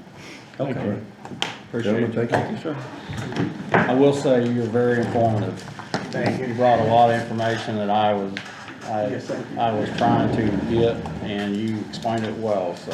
Lots of bruises. All right, thank you. Thank you, Michael. Thank you. I apologize to everybody. 3 years in the making, so thank you all. All right, Sheriff.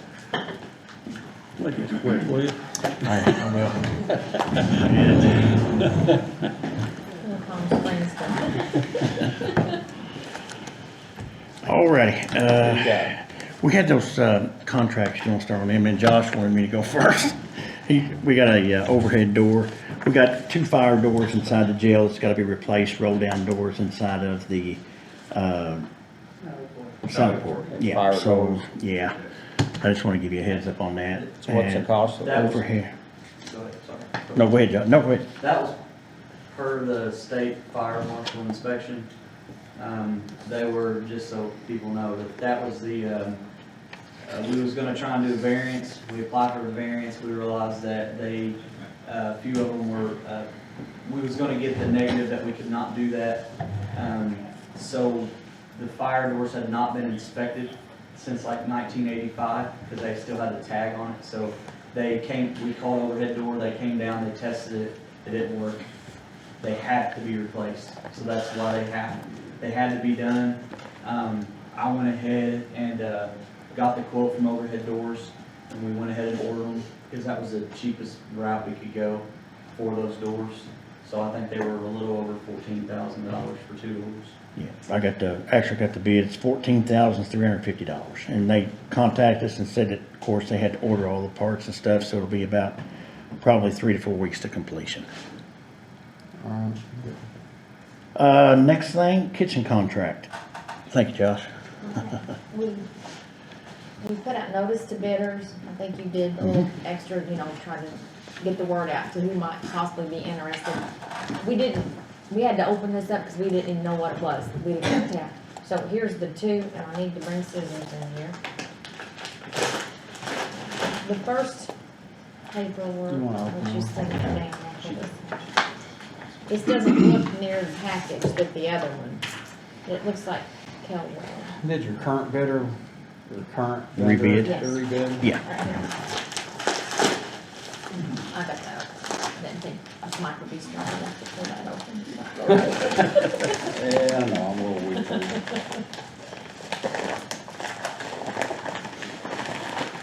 Gosh, how professional.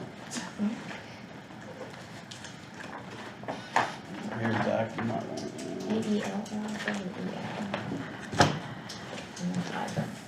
cut a tree down. This one here is the current one you got. Are you Yeah, that's doing Tiger. work release? Are you doing work release?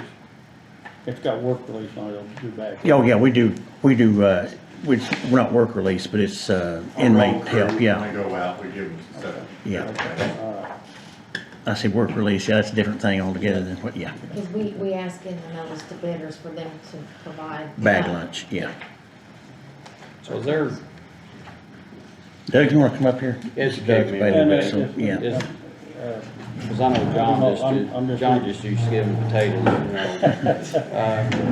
Is They're there, trying to, I see it here, they're gonna try and buy as much local as possible food here. That's what we tell them to do. Of course, you know, we're bound by their contract. We tell them we Do you want them think to they're buy. doing that? We have no idea because we see the trucks coming in from McFarling and Kraft and everywhere else, but, you know, we don't do audits. It'd be impossible to do an audit and, you know, find out where it's coming from for us on our end. I like that part of it though. Yeah, no, I agree. Everything we do, we try to do local. I've always done that, so. So there'll be 2 people, one food service. That's, I'm manager. not, if you got Kelwell, which one have you got? Kelwell. You got yeah, I haven't seen the bids because I couldn't look at them Okay. until it was opened up, so. Okay. I guess my question was that, I know the feds tell the schools they have to put out such a type of Yes. food structure. I guess Absolutely, it is the You have same. to do the same. Yes, thing. it is, and both of those bids meet those recommendations, those specifications and recommendations. And I'm gonna take a guess, our price per meal would be, well, depends on which one we get, 1.399, 180 to 189 people. Let me see, again, I Yeah, can't, yeah, I'm not yeah, seeing them because I yeah. couldn't open them, I yeah. understand, I'm just trying to catch the, I'll let Doug look at that, he's a professional on it, so. you're a professional. I don't know about that. I eat a lot, I bet you. I think that's what it was. McDonald's and. I don't think it's. McDonald's, yeah, I know it don't matter. Where do they get their My protein? husband, I'm looking forward to it. Well, it's, you know, buying bulk, you know how they do. Oh, yeah, that's, I know how they do it. They don't have to deal with a lot of kitchen staff and utilities and all that kind of stuff. And in this, we supply the inmates that does the work Yeah, that's what I thought you was talking about, work release, because we do supply. down in the kitchen. How many we give them now? We give them 5 down there every day. To They get work. 5 inmates So down there. basically, they provide the food. Provide the And the food. inmates And the warm it up, cook dietitian, it, or yeah. whatever. Yes. They prepare it. Yes. They provide the chef and the dietitian, and then we usually prepare it. But there's somebody, like you So said, there's a somebody manager over all Yeah, of it's it. watching, yes. They send somebody down to oversee the Yes. operation. Yeah. To make sure they're putting mustard where mustard goes and, you know, ketchup where ketchup goes, so. And make sure they keep Weigh the it out, make right sure- portion. Yeah, yeah. Well, I guess I got another question. Does any of the inmates ever complain? Oh, wow, that's a bad question. I don't know if he wants us to answer that or not. Yeah, when they weren't complaining, might be better. Yeah, I mean. Is it real complaints or down the road complaints? You know, anytime that we've had a complaint, we always pass those on to Tiger, and they seem to have fixed those complaints. But I mean, it's, We don't have a, No. we don't have It's an not, I mean, overabundance of complaints. that's why I'm just. No. Yeah, But most of these, I mean, most of the jail meals are the same or comparable anyway. Yeah, aren't they? and we give them 2 hot meals a day and 1 cold. And you don't have to. No, we don't, but we still do, yeah. Okay, well, I'm just kind of stupid question, but I know they're gonna complain. Well, where's my T-bone steak? Yeah, they won't. Well, wait a minute, if you weren't in here, you'd have it at home. I don't know what that one is. and that's based on the number of, You haven't seen I it? haven't seen it, no, so. It's based on the number of inmates, Inmates the we prices. have. If we keep it 180, it's the price. If it go down, the price goes down per meal. So this one here at 180 would be 1633, What's 1.633. 180 would be 1.39. So that- What I was saying, yeah. Yeah, that one's That's actually cheaper. And this person here actually made a phone call, that's Kelwell, correct? Yes. This person here actually made a phone call and said that he wanted to make sure that they knew that they paid the higher wages to their kitchen employees, like the people that was overseers, that they tried to maintain a livable wage to people who worked for them. So, That's the only 2 things in there. So your best, closest range, what you're gonna look at is price point is 180. that's what we average. That's what you average, Yeah. so that's kind of what you're gonna use as a comparison. So the Go up or 1.6. And that goes by 633. that Okay. 1.39, Yes. that's how much it costs. That's per inmate 3 times a day. Yeah, and then you add that up, and you have to put that all together in a year's time and So, take a guesstimate. Kelwell at 180 was what? Kelwell at 180. $1.39. 1399. Does that say per meal, It's like a Randy? gas. Per meal, yeah. It says per meal. Like a gas. Okay. Based on that. 39.9. Is And there- then is there- Tiger for 180 was what? 160. 1633. Yeah. So is the range, are the ranges the same on the range of people for the price? Yes. Which is 180. Yes. 180, I'm going on off the 180, the 189, which is what you say. 180, Okay. yeah. So That's that's the average. 139.9. It could go up, it could go down. Okay, that's, well, actually, their range is different. And you've also, on top of that too, you have special diets. We may have a pregnant diet or a diabetic diet, or, so you have different menus for And different people. where I'm getting at here is that on, I guess I could say the names now since they're both You open. actually do need, you're required to say the names and the bids. All right, so Kelwell, and here's where I'm going with, their meals served, their ranges are different than Tiger's ranges, and that's where I was On the getting average at. prisoner range. Because they go from 130 to 139, 140 to 149, and Tiger goes 100 to 124, 124 to 149, 150 to 174, 175 to 199. In the same range,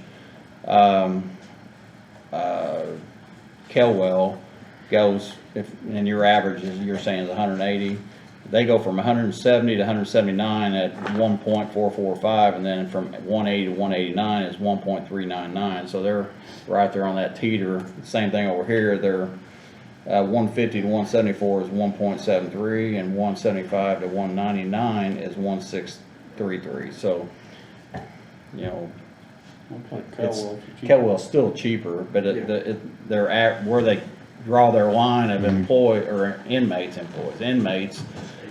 is different. So, but anyway, but the range doesn't drop that much. It's 40 cents difference. So, You're happy with Tiger?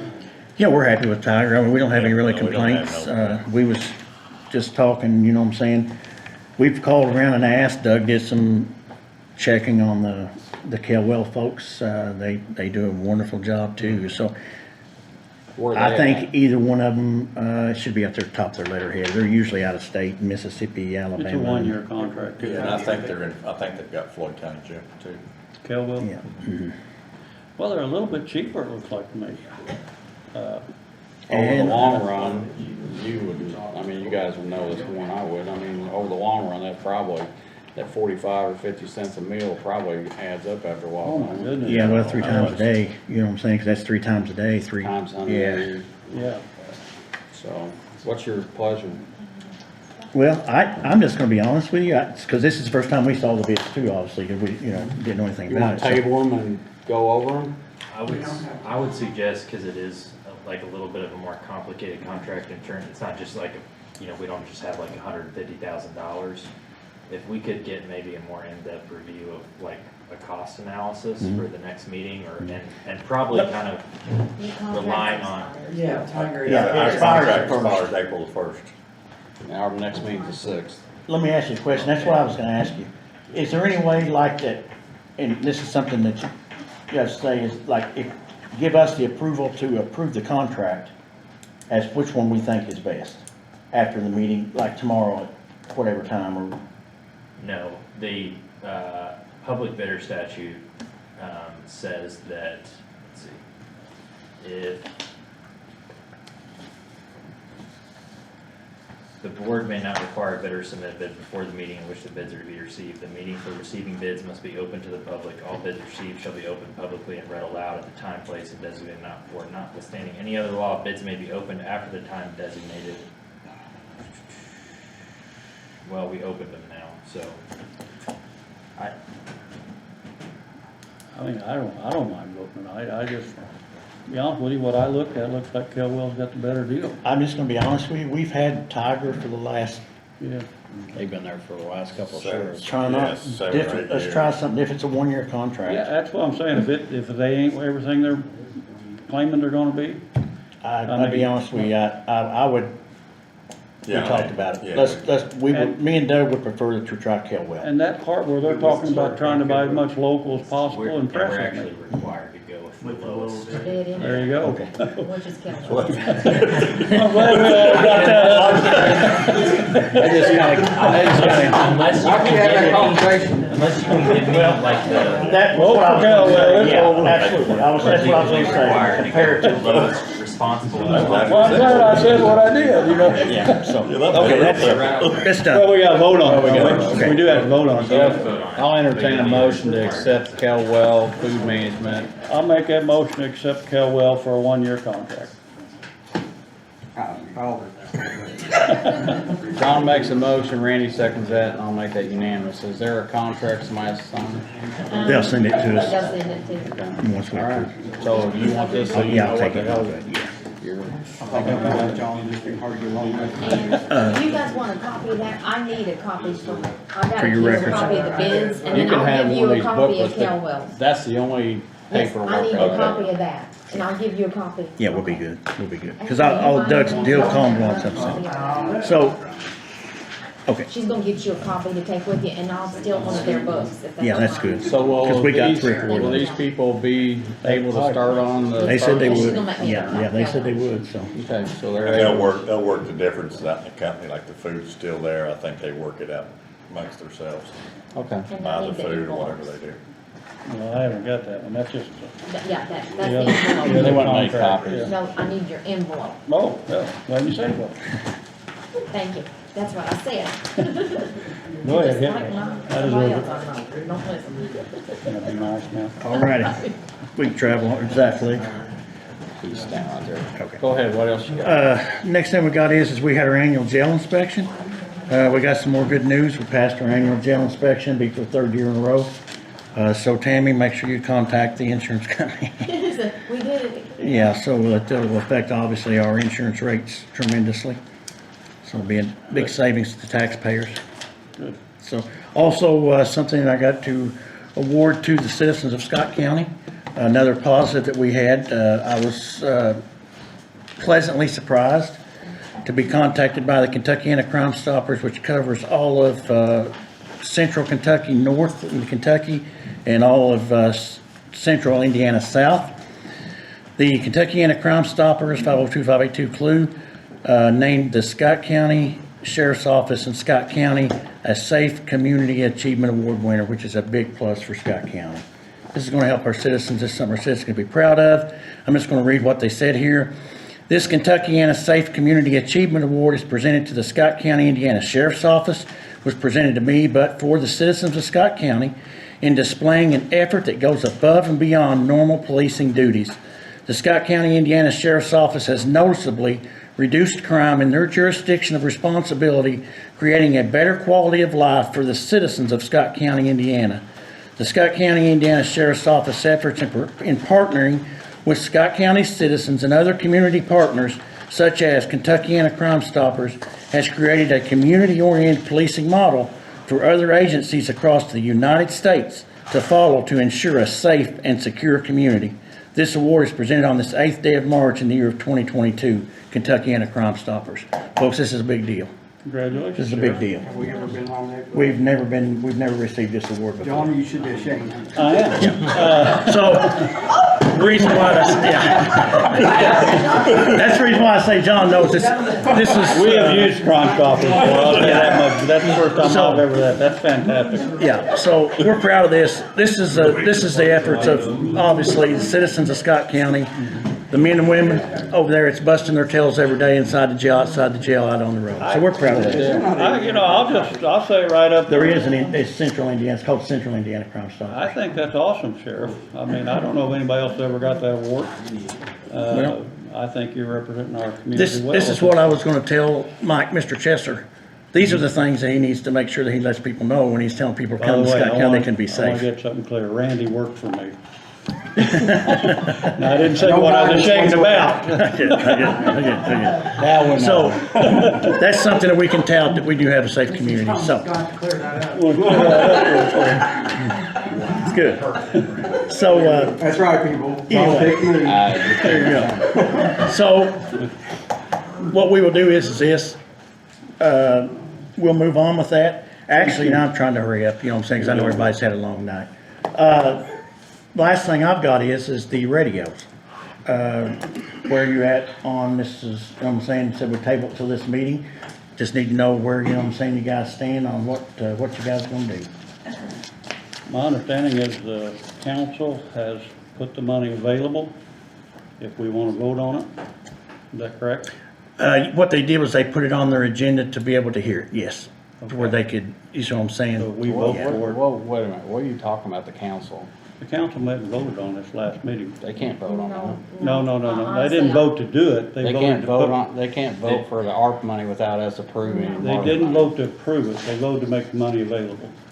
Yeah, Am I right? no. They can't do that. Zach was there, Zach was there. Okay, Let him. the meeting that I was at, where, okay, I don't remember them voting to do anything as to the radios other than contingent upon you all making a decision, placing it on an agenda for their next meeting. I Yes, mean, they if I'm placed wrong it. there. No, you're right. That's Okay. exactly right. Yeah, they placed ours on the same agenda as what the other one was. That's what they said that they would vote Well, for. that's what I was trying to say. They've got it already. If They we didn't wanted to vote for it, they appropriate could the vote other on it. either. Yes, Yeah, that's absolutely. what I They was gonna say. agreed They to did not. advertise, They but they agreed did to not advertise for appropriate. the other one, No. but again, No. depending on when their council, again, and this is, I'm gonna just say what you said at the other meeting, and if I say this wrong, tell me, but, they're different, they're two different requests. Yes. And, depending on what you would decide today, there would need to be an advertising requirement for this separate additional appropriation. Yes. If I'm, am So I, 10 days. Yes, so I don't know if they could get it on and act on it within their next meeting, but they did want to take up the issue of discussion contingent upon you guys deciding what you want to do with the request. 'Cause you They guys- Yeah, we and did I'm discuss Because like, they were gonna actually have 2 meetings between now and the next council meeting Yes. to get this squared away one way or the other with the but sheriff's we did request. discuss that you all had tabled this specific issue at the last meeting. Yes. So it wasn't like, no, they have not appropriated money or made money available in the sense that they're just, they're open to the idea of the discussion if you all choose to go To in the move it direction. forward with Yes. the ARPA project. I was under this understanding that they was gonna go ahead and advertise when they advertised the That's other what I money. thought. Yeah, that's what I thought. Is that They didn't- right? and if we didn't approve it, it wouldn't be. Advertisement Yeah. and what's appropriated is totally Different. 2 different Okay. things. No, Yeah. Okay. advertisement is just a dollar amount that can be thrown out there, because you've got to understand that council meets once a month. Commissioners meet. Okay, and I absolutely, Yes, yes. and so if council says to advertise, they can throw out any amount they want to, but that is only contingent upon anything the commissioners board would move forward to that board. And that's- So you can advertise $10 million, but if it's not approved, they'll only appropriate what gets approved. Right, that's, So That's that's- what I'm it's trying to point out, they irrelevant have at that point. advertised. No, we've not advertised anything. No, council doesn't meet till the 13th or whatever Okay. of, All right. no, we've not All right. advertised a Okay. thing. All We're right. just waiting to hear the word from the commissioners to know what to advertise. All right. So what's your But you've got thoughts, 2 John? meetings to decide about his between now and the council, but that's, yeah. So what's your thoughts? I'm for him getting the money. Randy, what's your thoughts? Oh, okay. So last time we met, I want you to understand, I'm not against you. $200,000, I wanna know, you know, what it does. Where I stand right now is, again, I'm not saying no, but as we stand, your radios that you have now are working, and this is not an emergency. And we still will have ARP money later if we decide that, okay, hey, this has to be done. So my thoughts are, we go ahead with, like we was going to, with the radio system that Jeff picked out for $500,000 and change. Upon the completion of the bid from other people, And I just want to be clear, these are 2 separate, radio systems. well, 2 separate actually, like, Yeah. issues. These are, Yeah. yes, that's what I'm saying, he's talking to one, but it's 2. I just- But, so I would like to Right. get those radios in first and see how Okay. you guys like them, see if they We're not work gonna be out. using them though. That's what I've been trying to tell you for the last 3 meetings, we're not gonna be using them, so we're not gonna be able to see how they work out. Well, you could see for yourself how they work. But you Now, don't, at that point in time, we can revisit. okay. All right. I'm just No, go ahead and saying, finish right this. now, what I'm saying is, no, but that's only Okay, that's fine. for now. I'm not saying no later. Okay. It might not work out and we might have to revisit. All right, here's where I'm at with it, and, if you knew that when you came in to office that you were gonna go to 800 radios, have you budgeted in every budget you've had since you've been a sheriff for new radios? Yes, we have, and how I did that was I begged and borrowed 25 from Jeffersonville PD. I'm not That's how I budgeted it. I'm not I didn't asking. have to because I got if I didn't got those radios, yes, I would have had to budget for it. So, I didn't but- have to because I had them given. But now you're asking the commissioners for money for 800 radios. I'm asking, did you put it but you didn't put that in your budget? Yes, okay. Let me explain this, okay? I did not put it in my budget, okay? Because I was given radios by Jeffersonville City Police Department, 25 of them. I was given, I said 25, but I think maybe we was up to about 50 radios by the state of Indiana to function, so I didn't have to ask for them, okay? Now, they're coming up with a new radio system that we're not on. We're not gonna be on, okay? And I tried to tell you this here. The 700. We don't have those radios you're talking about, The 700s, 700s. is this what you're talking about now? The 800. 700s? 800 megahertz radios? Yeah, you're saying that they're coming out with new, aren't they? That's your low band system. No. I'm asking you, you said new radios, you're talking about our low band radios? I'm on the 800 system, that's what John was on when he was a Right. sheriff. I'm, Yeah. I'm trying to follow your conversation. Oh, okay, I'm okay, that's what I'm sorry. trying to tell you, yeah, okay, yeah, I get it, yeah. That's what I'm trying to tell you is this, those radios you're buying, we won't try them because I don't have radios to try that. When you do that, my in-car radios will not work with that system. That's what I've been trying to tell you for the last 3 meetings. So you don't have low band in your cars? Yeah, but when it's switched over, it will not work. All right, I'm gonna ask you a question here. Yes, sir. Again, if you knew you were going to go to 800 radios and you begged, borrowed, and pleaded with people to give you radios, but you also knew that you were going to go to 800 radio and you knew in January that they were going to switch those over, how come you didn't bid or put in your place in your budget for last year, for this year, for 800 radios? I was planning on doing that through auction monies and other stuff monies that was coming available through my commissary. Okay. That's how exactly the reason why. Because, and here's the reason why, because I knew that the county was out of money because I'd been going to budget meetings and I kept being told cut. So I didn't want to put the burden on the taxpayer. So I was going to bear the burden myself to try to buy these radios is the reason why that I didn't go directly to the taxpayers. And that's the reason why I was asking for ARP monies this time, because I didn't want to go directly to the taxpayer and ask for the money. But I can tell you this, okay? Hey, all I need to know is this, vote yes or vote no. Because I'm telling you right now, whether you guys vote yes or no, I want to get the radios. And you see where I'm coming from? That's fine. And that's up to you guys. And I'm not arguing, I'm not here to argue. I'm not arguing with you either. Okay? 'Cause It's that simple. I see this as an opportunity, quite simply, between the radios we're buying, the $540,000 and what you're asking for, to put our employees out there who are on the line with the best radio systems possible in the whole state of Indiana. I think we're gonna have that we're gonna get the best of both worlds here. And if I'm okay with spending $540,000, which by the way, the city of Scottsburg hasn't asked for anything for it, neither has Austin, we are bearing the burden here, and I'm willing to do that. But I don't see why we can't help our own sheriff's department. Well, $200,000 will give him the best there is. I'm gonna ask another question, because you keep saying that you don't have these radios. Right. Where are they? Tell me, they was gone when we come in. No. Yeah, they were. When Well, you listen, fir- when you listen. fir- No, let me talk. This Okay, is- go ahead, because I'm gonna answer your question. When you came into office, you were on these radios for some time before you went to 800s. So where are the 30 radios? And if you need the serial numbers, I have them. Good. So I need to know where 30 county radio properties are that that Dan McLean took possession of. And you're saying you don't know anything about them. No, I didn't tell you anything about them. I told you I didn't have 30 radios. That's what I'm telling you, okay? That's one of the reasons why we went back to 800, because those junk radios that was there, they was obsolete. My guys couldn't even use them. I can't even tell you where they're at. Half of them, we had them in the jail, using them in the jail, and they was junk in the jail. We had to And quit I'm gonna- using them, and we bought radios from off of Amazon to use inside the jail because those wouldn't even work.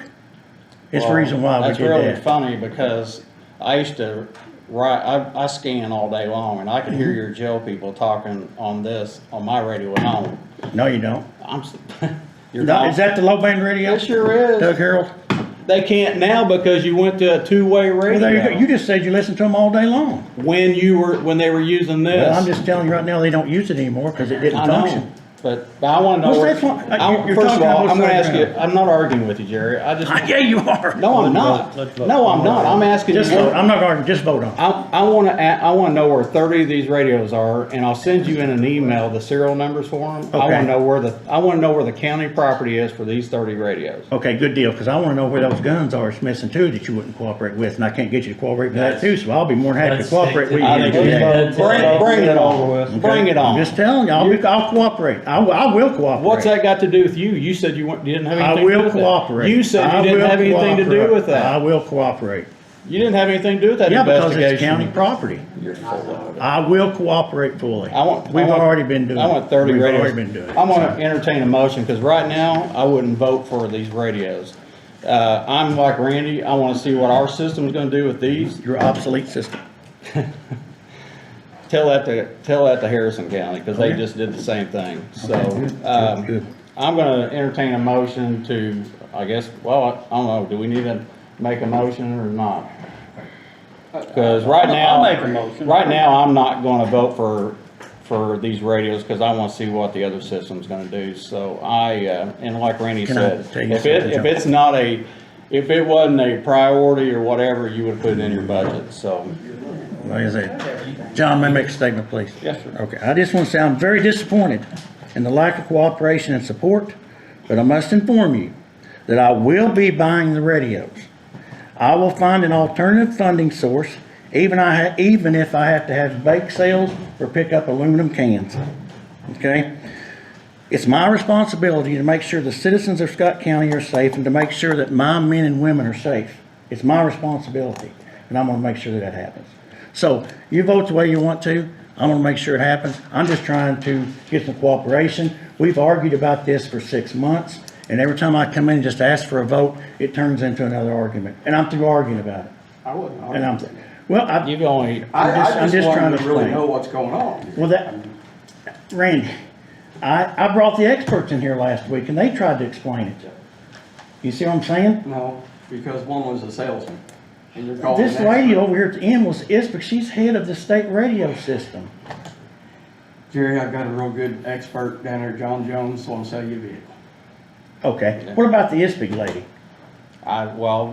just In a exactly. perfect world, yes, I understand what I she's got it. getting at. Well, But here's the problem is this. Look, right now, you're asking me to spend $200,000 for your radio. As okay? opposed And to I'm telling you right now, $540,000. it's not personal, it's, you're not in an emergency situation. We have the money, later, if you hit an emergency situation, we'll still have the money.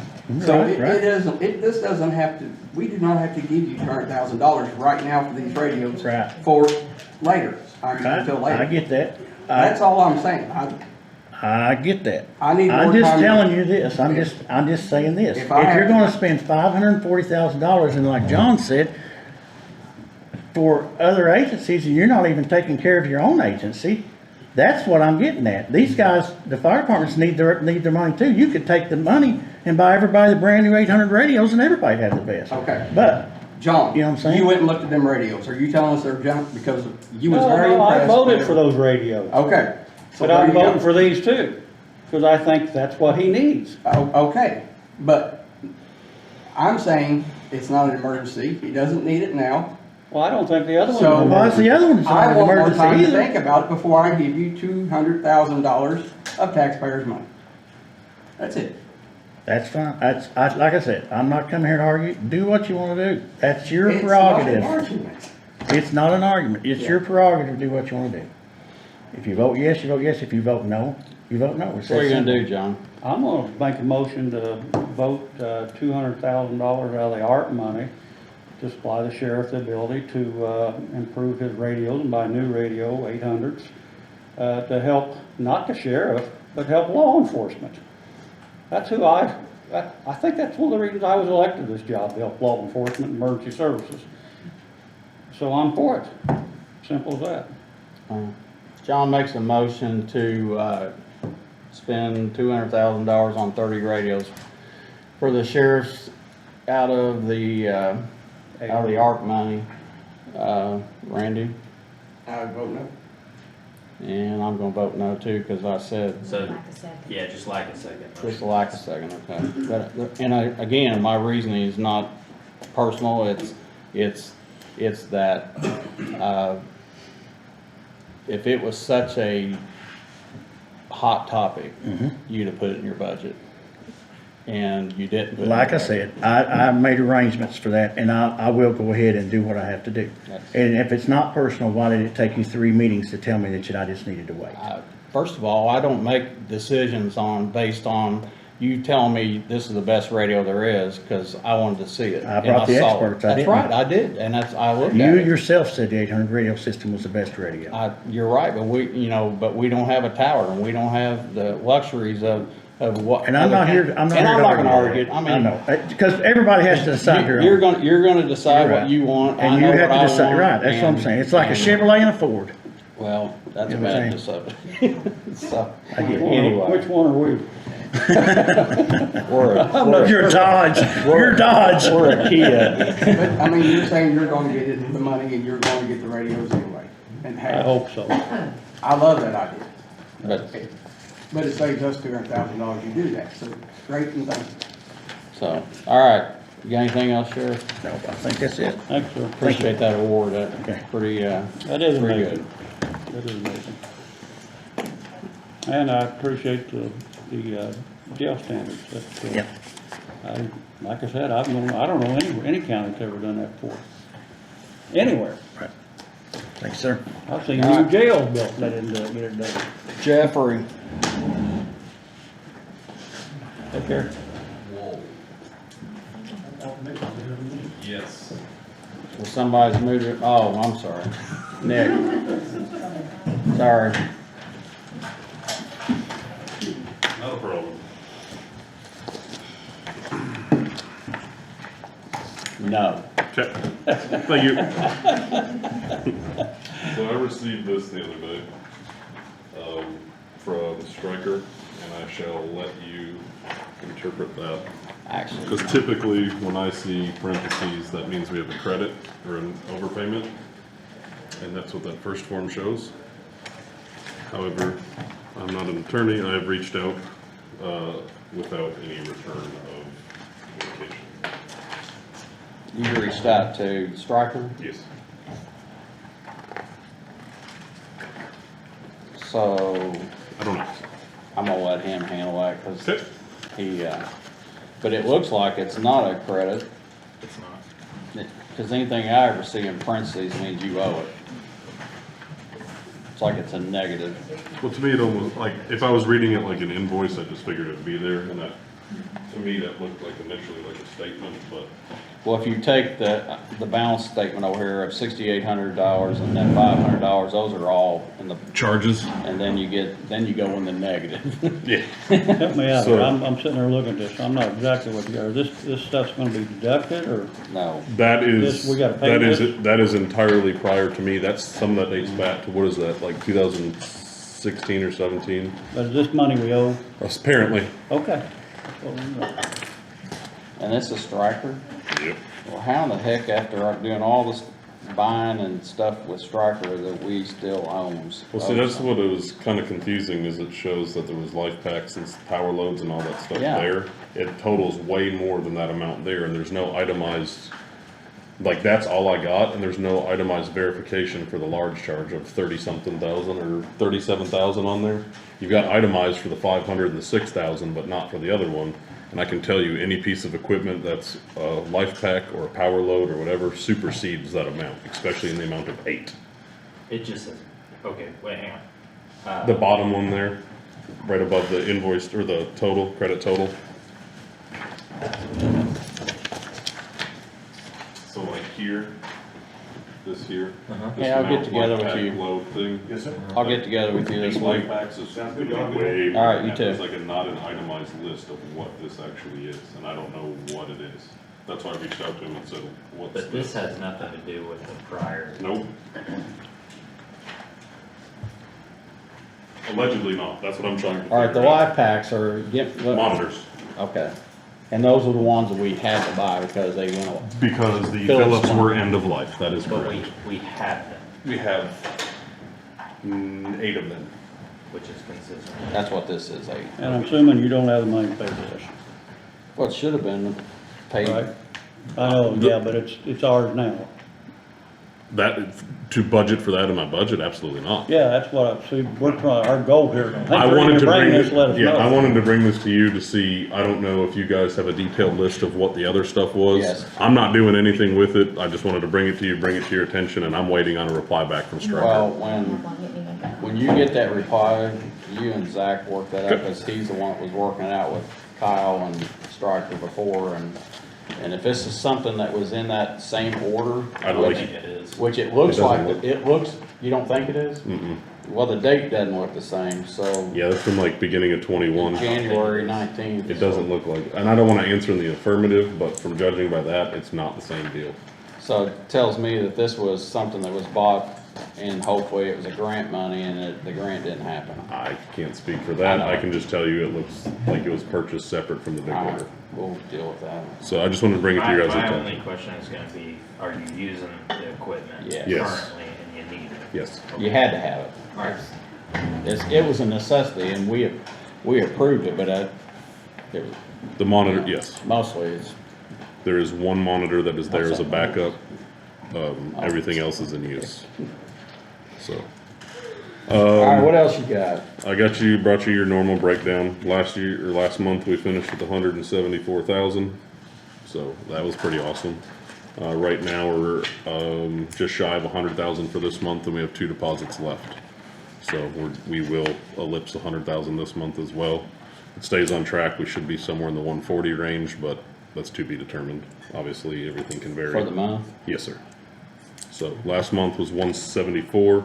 However, 29,000 of that was a Medicaid reimbursement, but that still puts us 150,000 for the month, which is, we're over what we have tracked for a while. So, and again, this month we'll do the same. Training's already up to just shy of 17,000. So we brought in quite a bit of money for training already this year, and that has nothing to do with the paramedic class. That's just the EMT and the advanced class pretty much, because most of the EMR class is local people, and we had voted that we don't charge our local people since they help us. So I think we had like we had 8 paying people out of there, so it was still a productive class. The school truck that you guys probably know it as, the one that's half Scottsburg, half Austin, that does have to go to Elkhart. So I don't know if I need your approval. There's a bunch of electrical issues with it, and I told them I wasn't gonna drive it up there anymore. Okay. So I just have to, I don't know if I have to have your approval, but the Crossroads has agreed to send someone down next Tuesday to pick it up, drive it back there, and I don't want it back till it's fixed. Alright, speaking of trucks, what about the truck with, Big one? the big one? Right now, it is at Bachman in Louisville for a transmission issue. Should be done by the end of the week. However, Gov Deals is coming next 29th to do all that. So they're gonna take pictures and put it on the website? Yep, and I talked to Molly, who I guess is my representative. She called me today and said that we can set a reserve, we can do that. I need to ask you, what do you want that reserve set at? Well, new, what was it? 225, give or take, But we also have a power load in the it. power load, can we take the power load out? You can, but then I have to pay someone to do that. And I'm not against it, we have to figure out what We don't have any capacity. place to put it, so. The only place I could put it is in that old truck that's sitting Yeah, I out would back. add. Um, Not worth it. it's worth going with it, so 225, the power load's what, 20 installed? 18 to 20, yeah, So, 250. so we're talking 250 and it's a 219 or 2019? Yes, It's got 25,000, 27,000 miles? 28,000 now, yeah. Call it 30 for safekeeping. Well, I don't think. That's the one anything- Crossroad offered us, you know, So not what's the- offered, but What's the, percent that we have to pay? buyer pays it. Buyer pays the, Buyer Okay. pays the, Alright, so what we get's what we get, and then the buyer pays like 10 or 12, or I don't know. realistically, is it a $180,000 truck? As a reserve, it's a bold move, Cotton. Do I think we might get there? Maybe. Do I think we start, I mean, what was it, 90,000? What was the other? company? Crossroads figured we could get between 170 and 180 for it, but then, you know, they were taking their 12% this and stripping it down and doing all that. I'm not stripping it, and if they come here and say I have to strip it, I'm not. No, they're Just not. because I don't want to strip it, put it online, wait 3 months, and then have to Actually- pay another 3,500 to decal it up to, Actually, Brandon said that he could take a picture and without it. digitize it, yeah. And take the Graphics markings off. off. So anyway, what are you guys thinking about a reserve? You know, honestly, I'm gonna go with you guys on this one. You know that one better than I do, Mike.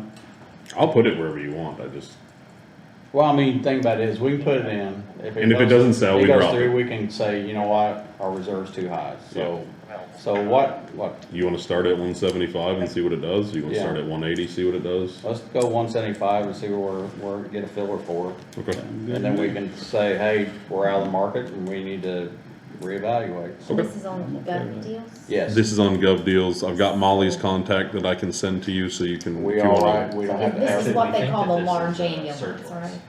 That's what I thought. It was a credit. It's We have a credit. No way. Holla. That's Don't how tell I him looked that. at it. I did too, it's in parentheses. Usually if it's an invoice. I believe that we have a credit here. He's saying that's a credit. He's, So wait a minute, so what you're saying is, if we owed this money, we was gonna pay it. So now that it's a credit, we get it? I would probably put it. I work for you, it's not the other way around, so you can make that decision.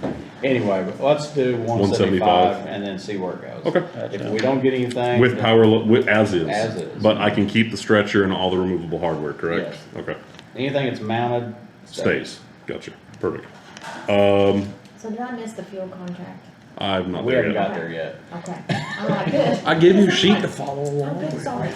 I'm not reading the script. Training Institute, I've gone over that. We're, like I said, just shy of 17,000 for the year. You can see where our class is at. Everything's running right now. The one thing that is on the back of your stapled paperwork is the paramedic advertisement. If you'd like to go over that, that's what's advertised. I give Zach a copy as well. The only thing we're waiting on that is I did get the paramedic budget approved last week through the council. So the only thing I have not done yet is get Adam's contract together. So I don't have that. I would like to have that for you by the next meeting for you to sign. But that's the contractual services that is already in the budget. And then the thing that you had emailed me about is just the annual fee that we have to pay, and that's already in the Okay. budget I as just didn't well. want that to fall through. Yeah, missed that. Missed that. And if you don't mind, would you circle that through Zach, because he's an hourly employee, and then we'll be entering into a contractual? He's got an LLC, An LLC, okay, so that's the good. way we're gonna But- approach that. What are we talking about? The paramedic program budget got approved. There's a contractual service in there for a paramedic program, or for paramedic director, the program director. Okay. So one of my employees also has the ability to be that program director. But he's going to do it under an LLC to avoid perf, workman's comp, or any of that stuff. Okay. So I would like to make a That all stays in the state of Indiana, right? what? That program? It is held in the state of Indiana. There is sites in Kentucky, but we don't physically go there. Okay. Is that okay? Yeah, could I just see the Yeah. Yeah. Okay. Yeah, he's gonna have to see that. Other business. Pat, has decided to go work for the city as claim clerk or something there. Yes. So she is now leaving after 10+ years of being there. I talked to some of the council members to see if there was some money I could take out of my salary and move around to get where she was at over there, and apparently that cannot be done. So we are losing her. And good for her. I mean, yeah, I can't blame her. Yeah. I'm not mad. Good for her. I talked to her to make sure it was nothing personal. She assures me that it's not, and that it's just the significant pay difference. I So, think you did well with it. so that being said, here is the issue that I face. She has turned in her 2 weeks on Friday. Yeah. Okay. Yeah. So from that point, it's going to April 1st, I believe, is her last day. And she's working, most of the days between now and then are either full PTO or partial PTO days. I think out of the 14 days, she works like 5 of them. So I need to figure out, so I have 2 options here, really. I can advertise and hope someone knows what they're doing. Pat has offered to cross-train, even after, to help out. The problem with that is, from 8 to 5 or whatever her schedule is at the city, she's gonna be there. Anytime that she's got to do it's gonna be after 5 o'clock, and I mean, I don't blame her not wanting to stay till 8 or 9 o'clock. So even if I hire somebody, I've got a bunch of downtime of them not knowing what to do.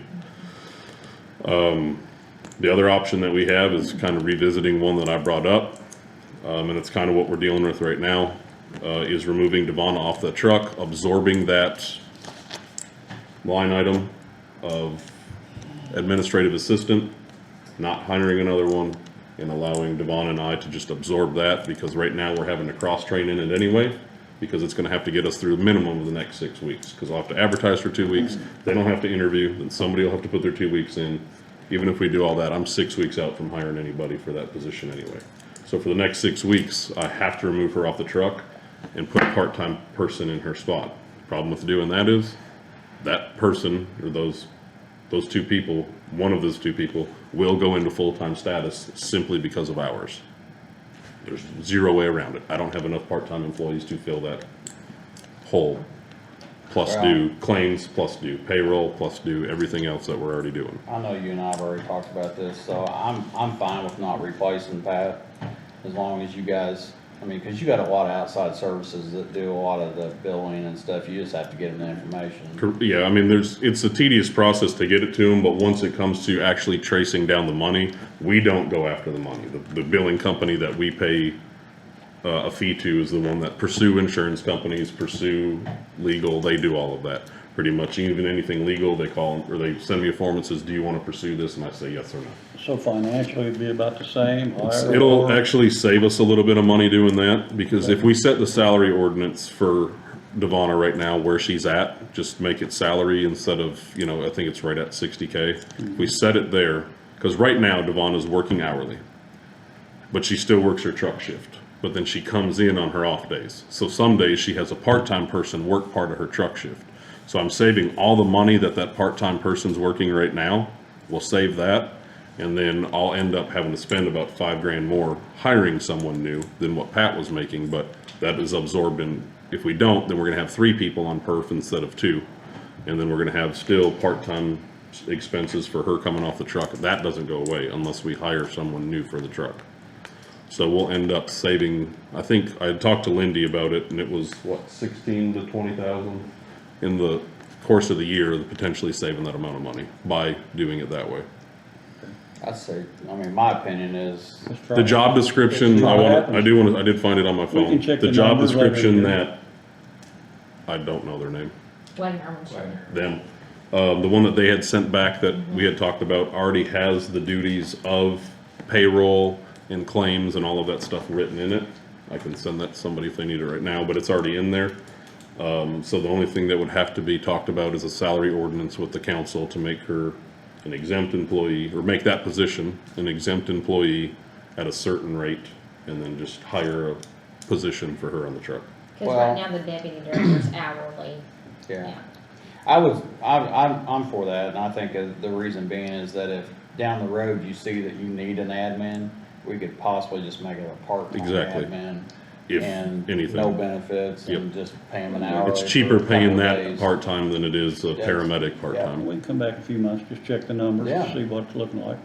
It doesn't have to be a full-time position, I mean. The admin part, The admin right, part. yeah, if we revisited, we could, If you need it. if I don't won't sit here and say I'll never need it. I don't foresee us needing it, but if something changes and our runs go up tenfold and all this and stuff, there's a potential there. But I hate to cross-train both of us and take time out of our day for the next 2 weeks. Yeah. To do it for 6 weeks, and then us then have to take time out of our day to cross-train somebody, and it's just, So. I think for what it's worth, that's do just we my need to opinion. Make a motion for that, or do we just consensus, or? I think too. I would like a motion just to take to the council and say you guys approved it. Okay, well, I'll entertain a motion to not replace Pat and to move Devon into the office and to hire Change the a, Is that salary a motion, or ordinance. are you asking for one? I'm asking for a motion. What you just said, I'll make that motion.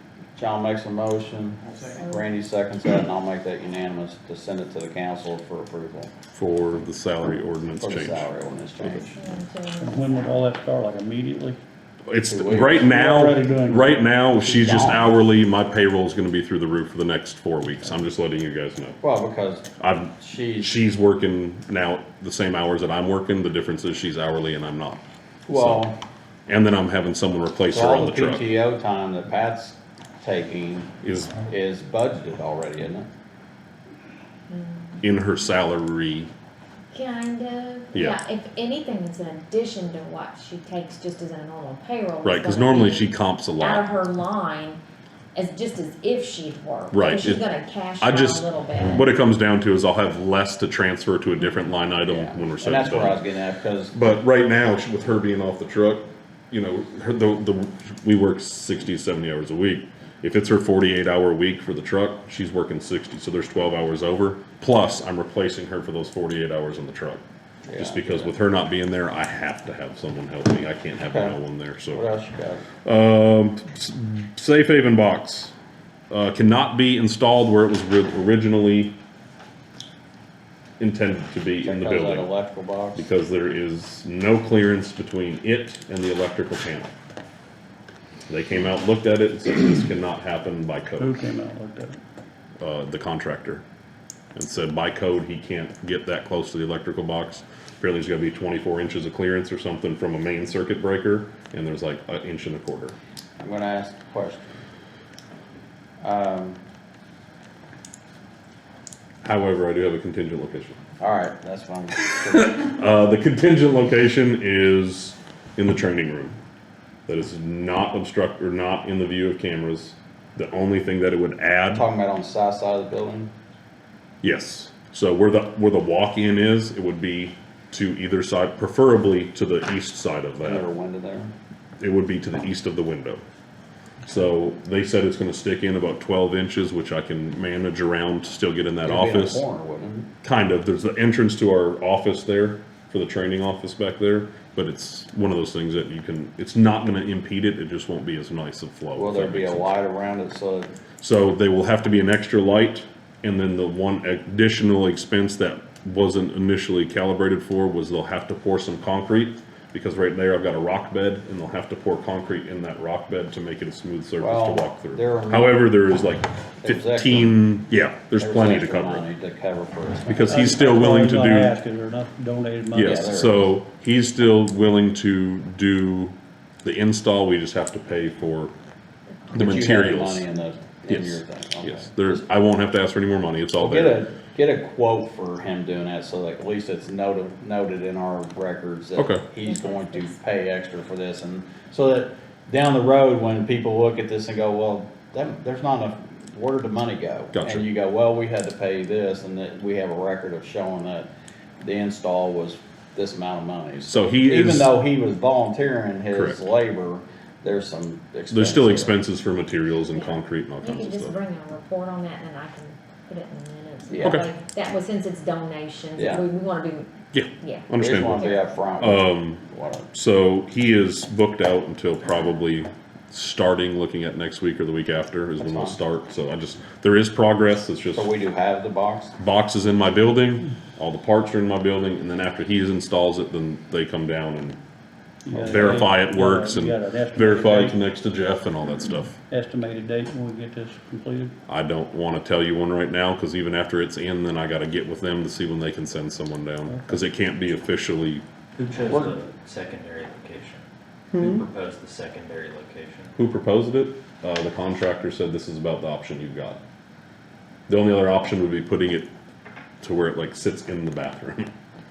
Cause just, And With- who's the And contractor? it's still access from inside the building? yes, my staff has access to that 24/7. Who's the contractor? Brody, Rody? Okay. Jeff, Brody. little Jeff. Okay. But He was yeah, actually volunteering his services. yeah. But all my employees still have access to it, and then the The public, alarm will still be in the building where. as long as it can get to the electrical panel, which he Yeah. said shouldn't be an issue, so. All right, I'm good with that. Okay, and then the last thing is fuel contract. I don't think I have to explain the current gas situation to you guys. So I have brought 2 contracts from Premier, one for diesel, one for gas. Gas is up to, I agreed to purchase 7,000 gallons of unleaded and 2,000 gallons of diesel at the appropriated rates that are on here. So, Do we have a copy of that? nope, but I have the original, and then if you wanna, All right, I agree to purchase 7,000 gallons unleaded, from period of April 1st through December 22nd, or 31st of 22.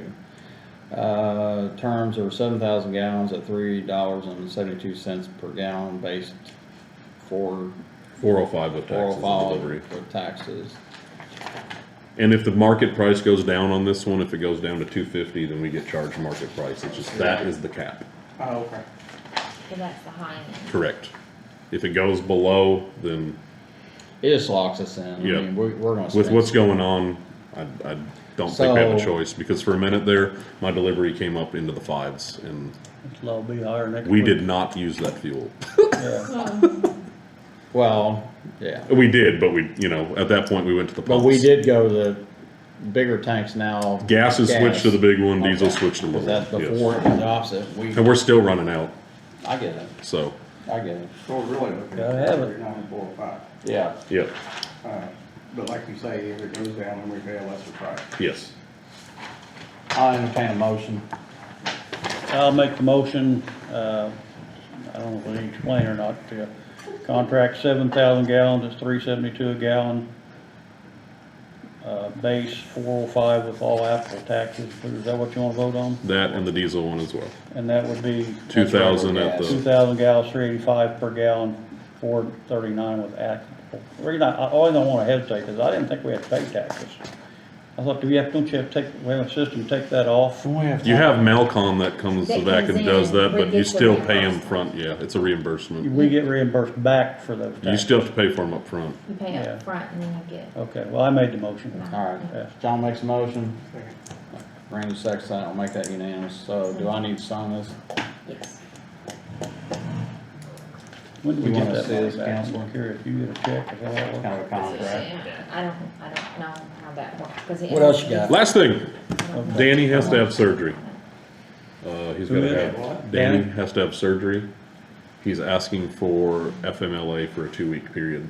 Actually, just, we need We that have that? form, actually, You and- don't, okay, then Can't say we that. can't, can't say yeah.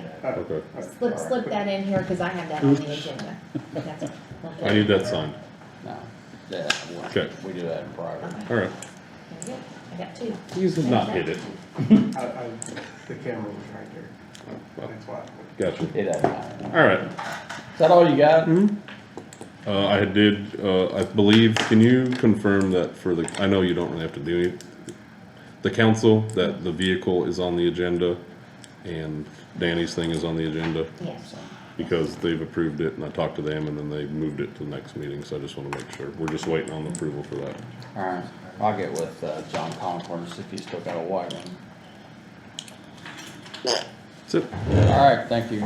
Now, Jeff. Good job. Well, there Thank was you, one Nick. thing in your packet that was a request from Pat that I put there. Oh, so there's a picture in my building that she Yeah. would like to have. It is no longer hung up, it's been in storage. I have no problem giving, it's like, yes, it's, was bought when she was very, a part of setting up the new building when it got reconstructed. It's just one of those things that means something to her. We need a motion to give her that Well, picture, is that what we let's, cause, you know, she's in a 10+ year, I guess we, instead of giving her a plaque or something, Well, we'll we say can in, In recognition of her appreciation service, of your yeah. service and, yes, if you wanna Move make a back motion. I'll make a motion to give her this, I would I'll make like that for motion. what that's worth. and she's earned it. John made a motion to give Pat Forbes this picture. It's a picture of a tree, he says loving life. But are we saying we're gonna give her this instead of a plaque? No, I just said, you know, 'cause a lot of times you give employees plaques when they retire. That's what, so you- I think she's saying she would like this as a memento of So her you- employment I in think Scott this is higher County. than Yes. I just, you know, hey, I'm tight, but I don't know what I'm doing. Be careful Now, now. this might not, is this a Van Gogh or something? Yeah, give it to her. It's underneath it. Do we have Averaging- have paperwork saying that we're giving her this? Like, If we're you're still- disposing of any Yeah. county, because she explained in her letter that it was purchased with EMS funds, so if you're disposing of any county properties, You you go with have this? to make a motion or agree Can you to the explain that? disposal of it. But So- We can just do it here in the meeting, we You don't can- have It to have is a on there, sign. it says if we No, don't no, use no. the full You can make a 7,000 motion to do gallons that. or the full 2,000 gallons, that we are responsible Did you second for that? the difference Did you at second it? John current made the market price. motion. But I did For the picture, yes, undershoot I that second. value Yeah, to. we're gonna use that. Right, like I didn't put it at what we're averaging right now, I undershot it just to make sure we didn't not meet it. Yeah, What is the I date? wanna, throw something out, 27. Mike, before you go any further. sir? No, I'm sorry, not you, I was gonna talk to Mike here. While we're on this goodwill tour here, which I think is a good idea, before I get to Jeff, if it's all right. You can wait. He's not got any place to go. Former Commissioner Mark Hayes called me here about a week or two ago, She's got any copy. and just wanna know if we'd ever done anything for our, former attorney, Bob Houston, who worked here for 43 years, and, he suggested we do anything we want or do nothing. That maybe we put something on the, plaque out front, the war monument thing, buy him a space there. Just put Bob Houston, remember, a contribution of 43 years county commissioner. I don't have to, I'm not asking for a vote on that, I want us to look at it. Can we get a price on what, I can, what I those think- things cost? I mean, Probably the VA could tell us But we're that. not putting it on the war monument. Well, we don't have to do that at all, I was just, no, there's on a the, separate In place. the area. yeah, of the where war everybody, monument. yeah, I thought I heard you say putting it on the war monument. Well, I I'm pretty mean- sure you didn't mean that. I did not mean that, I meant on the, I'm trying to that keep, flattened part out there where people donate money to the war monument. I'm trying to keep 100 phone calls from nailing you. Yeah, Anyway, I'd get a cost of what it is and bring it to our next meeting, and I think that's great. I mean, I didn't know, I mean, and I said it before, Bob kinda retired, sold his house, left town, and, Yeah. I've talked to him, I think, a couple of times, but, one was at his father-in-law's funeral, so, but, you know, I think that's more than enough. I mean, the guy's spent 40 years here, you know, serving the community, so, get a price on it, we'll go from there. well, I appreciate that, I interrupted the meeting to do that. No, you're While fine. we was going on this other, now would be the time to You're bring it fine. up. Thank you. Yes, give her the picture. You want me to second? Oh, that? actually, you need the second, because you got into talking about it, so I second that. I'll make that unanimous, so. Thank you. Good, that's it. All right, No, I meant, we've already done that, I thought. no, We're gonna get a price he's on not, it. he doesn't want to vote on Bob saying how he's gonna get a price on that plaque, Okay. so, I'll get I that. thought we had to vote on getting that, okay. no, not a quote. What you got, Jeff?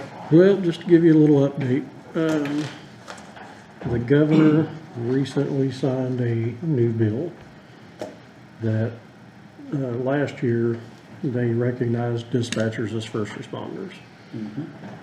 This year, with that comes a little more.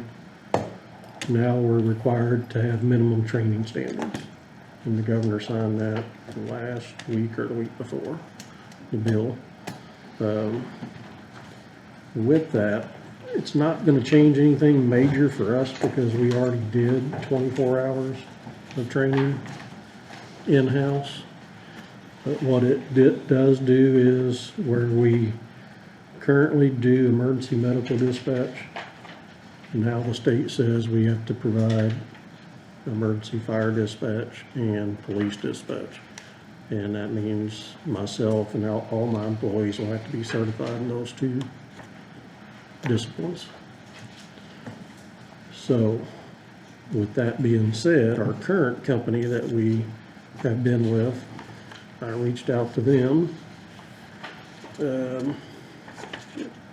to add those two police and fire protocols is gonna be $86,300. Which the state, He said that real fast, too. yeah, the state will pay for all the training. 86,000. They'll pay for all the training associated with that, which will bring us down to $69,860. So is this what we call an unfunded mandate? That sounds like it. Kind of, was partially unfunded mandate, so yeah. Nothing new. So, we shouldn't have made you first responders then.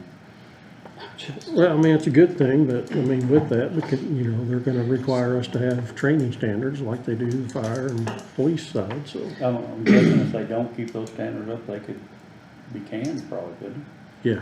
they? By 2024, if we have to have our plan in place. And then after that, if if I hired Mike, he would have a year to get all the training. And if he doesn't have that done, then he's done. He cannot work. So is this off-site training? Or is this a program that we're buying the program to get the training from? This is the company that we currently use for our emergency medical dispatch. Now, this is a company that does the same thing that I reached out to.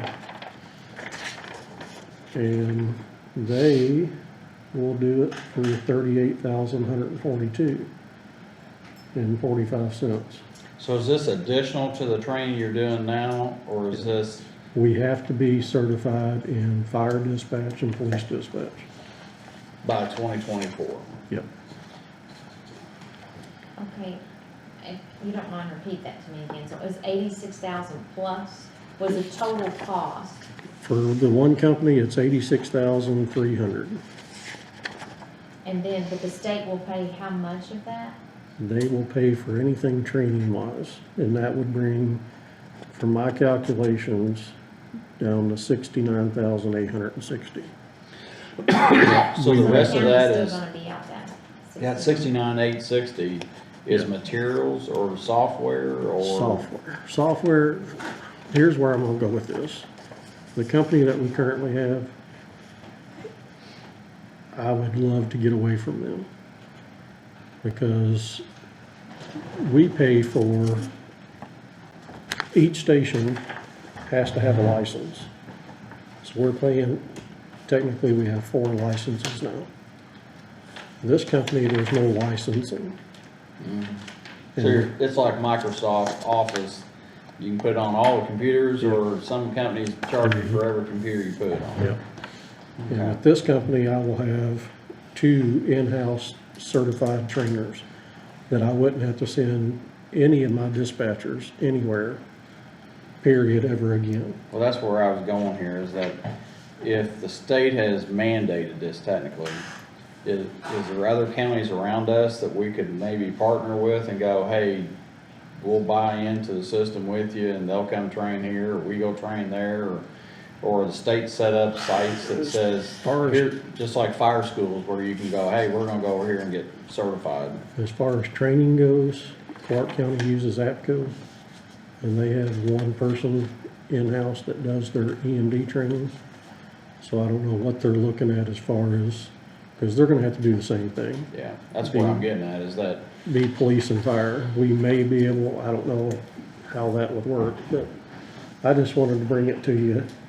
we got a couple of years yet, but Yeah. we need to, it might be a situation where we need to plan that. Yeah, but I just wanted to show you the difference. With APCO, with the training, that we would send that straight to the state, and they would pay $9,291 off of that 38,000, which would bring us down to 28,000 and some change.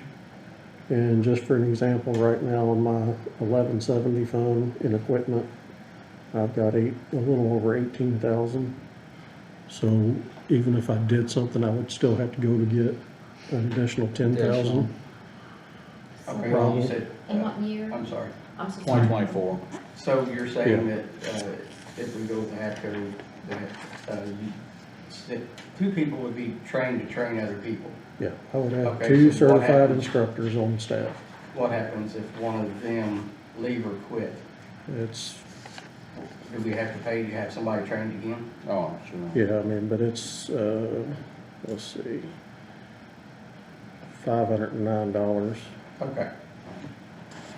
if I had to. So when's the contract up with the current company we have? Is it a year-to-year contract? We can get out of it, but it's in stages. Like June of this year, I pay so much, and then it's good till June of next year, and the price is a little different. But I've already talked to them, and they said, with the proper notice, we could get out of it, but they would have to send people here to make sure that we uninstall all their products and all that stuff, but So the products of the other company you like better, yeah, plus it's cheaper? it's Who's the other cheaper. company? APCO, Oh, okay. Did we use them before? no. No, we've always been with Okay. this I think I asked you that company, the Jeff other day, yeah. Clausen, Dr. Jeff Clausen. Just a side note, we'll wanna update job descriptions too, because we wanna make sure that our job descriptions, they contain everything the state says, and that you have a year to complete your training and all that. Yeah. What else you got? Other than that, I'm gonna ask you a big one. ECS, I know the 800s are hot topic, but my radio consoles that have the 800 side are gonna have to be replaced because of the new technology. And it's gonna be 21, a little over, almost 22,000. Where you gonna get the money? I'm hoping that since it's radios, that we can, Yeah. just put it on that ARP, but it's All right, It's the so, console, we have to have it. well, and to clarify, and this is where the big argument is over 800 versus low band. Everybody uses 800. Yeah. I mean, statewide. so you have to have 800 capability, but Mhm. that doesn't have to be your primary radio No. system. And that's the argument. Okay, well, I guess we'll have to pay that. When's that gotta happen? According to Michael Dyer, and with the portable radios and so forth that the sheriff is currently using, 2-year time limit. He's got 2 years that those radios he's currently using are gonna be good. Same with those. I've got 2 years, they say replace them sooner, better than later, because as you know, the price is gonna probably continue to go up. So that's the big thing. Okay. So the conversation that we're having over the $200,000 for the radio that he's wanting is not an emergency yet. It won't be an emergency until 2 years. Right, 2 years. And I'll tell you, I'll clear something else up with you, because I talked to a guy, with a different radio company, and I asked him about the price of those fancy radios, because I'd be honest, I'd love to have one myself. Well, they're nice. They're nice radios. Here's the issue. Motorola is the only person that can sell that radio. They haven't even sent it down to the vendors yet, like ECS or RCS. They can't sell it. It has to come from the company itself. And they can set that price however they want. Yeah, it's no Now, competition. once that rolls out to companies like ECS or RCS, the price is probably gonna drop. But they're not gonna be able to sell it at that. That's what he told me. As of right now. So 2 years from now, it could drop. Yeah, 2 years from now, it could drop. Or it 'Cause could go up. it could. That Motorola right now has a lock on it. Nobody can sell They it have a lock on the but the technology. company. So within 2 years, if they decide to push that radio out to vendors, the price could drop. Because there'd be competition. Yeah. Also, one other thing, and to clarify our deal with ECS and this bid that we were gonna put out for the new digital system. Did we legally put that out there, You made a advertised motion, legally? And then the council, Council, agreed to advertise for the appropriation for their consideration at their April meeting. So you approved that plan to move forward as an ARP sanctioned project, and council will entertain it at their next meeting. But that's not what I'm- But we're specifically taking it as we agreed to take up to the amount specified 530 or whatever. with potentially a 5% increase because Yes. of the time's delay.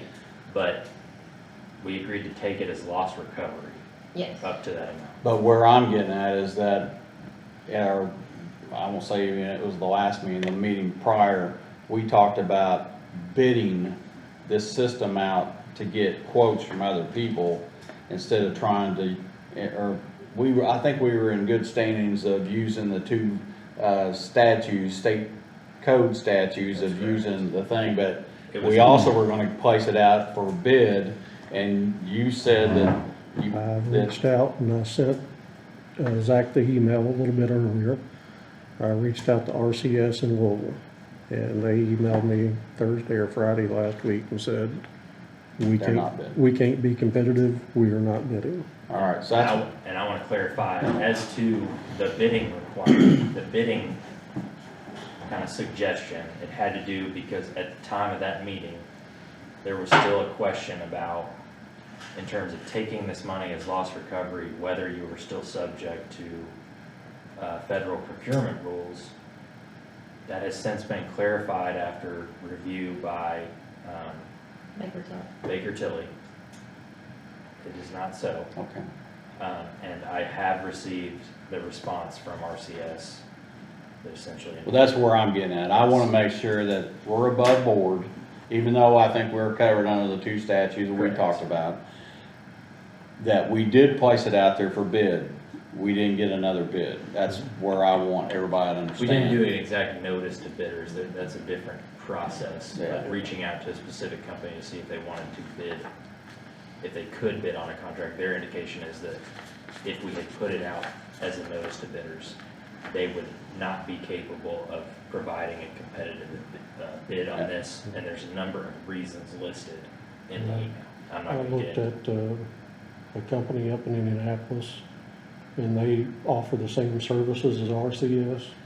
And one of RCS's big things was, if we were to bid, we would have to be so high because they would have to replace all the consoles in dispatch. And I That's know kind of that one the of company in Indianapolis Standard sells That it was for one of One the of the, statutes. one of the findings that, yes, was specifically made is that, yeah, so that's. And that's where I wanna clarify to everybody, Yes. so we don't It- get down the no, road. and say- There's, yes, under the system, there's not another bidder that could provide a competitive bid. That's the requirement, right? That's one of the findings that was made at that meeting under state law. Again, my question had to do with, because we're receiving money through a federal grant, whether there were secondary requirements. The advice has been, as long as it's taken as loss recovery, which is a different kind of category under the ARPA funds, that we do not have to do that. But the department head did take substantial steps to, again, figure out and make sure that that is the case. And we did make those requests. The indication is that they would have to, and the reasons are stated in here, but they would have to replace so much of the current system that They can't. they can't come in under.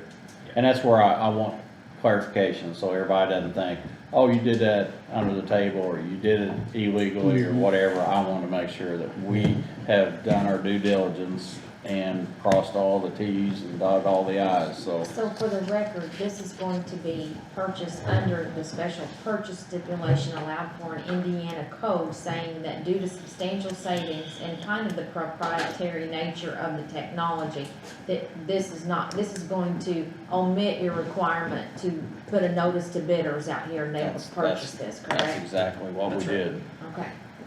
I would So, all right, say that's, We're talking about a large amount of money. yeah, Yeah, Yes. I would say if they had to come in and replace consoles and all that, it'd be well over $1 million. all right, so council's taking that under advisement at their next meeting, correct? That's Correct. correct. It will On the be on 16th, agenda. okay, Yes, all right. and advertised. That's it. 16th or the 12th? Whatever that, is it 13th, I think? I'm not sure, but I will ask you to be there at that meeting, and I'm gonna try and be there as well, so that I gotta look at my calendar and I can. Okay, appreciate But, you. Well, What time is that meeting? But we are locked in On price, on the price. Okay. It will not go up. okay. have they agreed to? Okay, Yeah. yeah, you're fine. Yeah, Alright. it's not going up. Okay, What time is that meeting? Council? 9:30. 9:30, what day? Okay, if I can get my calendar. it's We April took 12th. steps that okay, we're locked in. all right, thank How you. come I can't get my- Appreciate it. Thank you, Jeff. No problem. believe me, it's April 12th. April 12th, not April April. 12th. All right, let's move a little Thank you. faster here since Thank you. a couple of things took longer than normal. Transfer station hours, training, well, I guess there's 2 or 3 things. Transfer station hours. I guess we have a bid or, Well, those are things that I typed up because at the last time, when Court talked to you about option B, he basically gave you the hours that he would be working. The transfer station has to get monies to us, so I wanted you to make sure that when we formally announce this, that 15 minutes the or something. 4:15 is your cutoff time when we put it on the sign, and everything, and as you can see, what you guys have effectively done by looking at this situation, and I made those notes on there for you all, that your work hours are still 40 hours a week, but your open to the public hours have actually increased from 37.25 to 39 hours of service a week, and you're still closed on Mondays and give the guy a 2-day weekend. So it's a win-win-win all the way Okay. around, okay? So I want you to know, so before you tell somebody it's 4:30, but yet the sign says 4:15, it is 4:15, and Yeah, he'll still I have get 8 that. to 2 on Saturday. He still has to get to the courthouse to give Yes. give his money before you close the doors here. The top part is what I wanna send to WMPI, All right, I got a question about that. okay? I just looked and my pea brain thought about it. What happens with the money on Saturday? It's retained and put in on Monday. So we're not here on we Oh, I can't know receive that. it, yeah. I know that, Yeah. but that's, Now, I'm kind of wondering, We're on camera. yeah, I know. Okay. All right, clear as mud. Yes. Well, I got a question with that, even though we're on camera. He can do it in a Dropbox. That's exactly Treasurer's right, Dropbox. yes, yeah. We got, the next thing is the transfer station training. A little update on that, I worked with Aaron Bell some this past week, and he has suggested, and I've talked to Court too, about the training, we got an update from IDEM.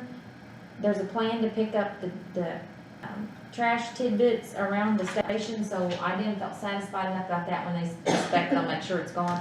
The only thing left that was X'd on that list was the training. Court has already started looking at some stuff online. It was suggested to me to contact the Southeastern Recycling District, so I reached out to Aaron Bell. I saw that. And he has suggested to me Title 329 or whatever, so I've got a way to go on the internet, and gave me the link. I can print off training materials. Court can review those, sign off the day he completed each section, write down questions. Aaron said he'll answer the questions for him, and we will have a log to satisfy IDEM. So we've got a Okay. plan for that, okay? Sounds good. You got a plan. Got a plan. Plan's plan. All right, so the sign quotes. Court reached out because he knows you guys kinda like pricing, and looked, the only one we received was this one. Of course, it's not even anything we really have to even quote, we can't just purchase, but you're doing due diligence, Oh, so. dang, It's, you think somebody won't get We in still there? have time to get more well, quotes in. he called, he stopped me out front, But I we've said, got- whatever you do, We do give a it. deadline. Yeah. your notice, says that April 4th is when we're switching our hours. I mean, you can tape over the hours we got Yeah. now and write something on it, Get a for Sharpie. paintbrush. Yeah. All right, this So- is for, well, we opened it and there's only one bid, so. It's just price. Watson's sign, he's got two options. Using existing sign faces and applying new print to the backside, and the option to use new aluminum signs. So, looks like he's got a quantity of 2 signs at 30 by 48. Single-sided prints for existing signs consist of reusing the existing sign, aluminum, and installing new print. Looks like it's $160. If he goes with 2 36 by 48 new single-sided signs, consist of using, looks like aluminum signs with new paint, it's $180 a piece for $360. So what's your pleasure? Either $160 for him reprinting the 2 signs that are out there, using the backs of them, or going to 2 new signs for $360. When I talked to Court, he was okay with using existing signs. Well, I think that's probably a savings, so, looks like about $200 savings. So, Yeah, I'll and entertain a that's motion. one of them things I sometimes wonder if we even need to be voting on it, just let him take the bids and do what's best. But I'm for what we just said, I'll make a motion to go with the existing signs. Okay, John makes a motion to use the existing signs for a total price of $160. Randy? I'll second that motion. Randy seconds that, and I'll make that unanimous, and that's a unanimous. Give that to Court. There you go, ma'am. I think that's all on that. Ratification of recorder's contract with the Advenue for microfilm storage. Yes, I received this contract, and we're just needing to approve. This is what the recorder uses for This is a continuing storage, thing, isn't it? yes. Yes, and we just need to ratify that, kinda like the clerk has certain things, and I've got a place for you to Is sign on this, is the this back. under, I've looked at it, is this under like the retention schedule type thing for county records? I would say so, and this is probably I'm assuming, like what I wanna call a vault, Yes. maybe, for public records. I just wanna make, we're just renewing It's a a contract. pre-existing, okay. Yeah.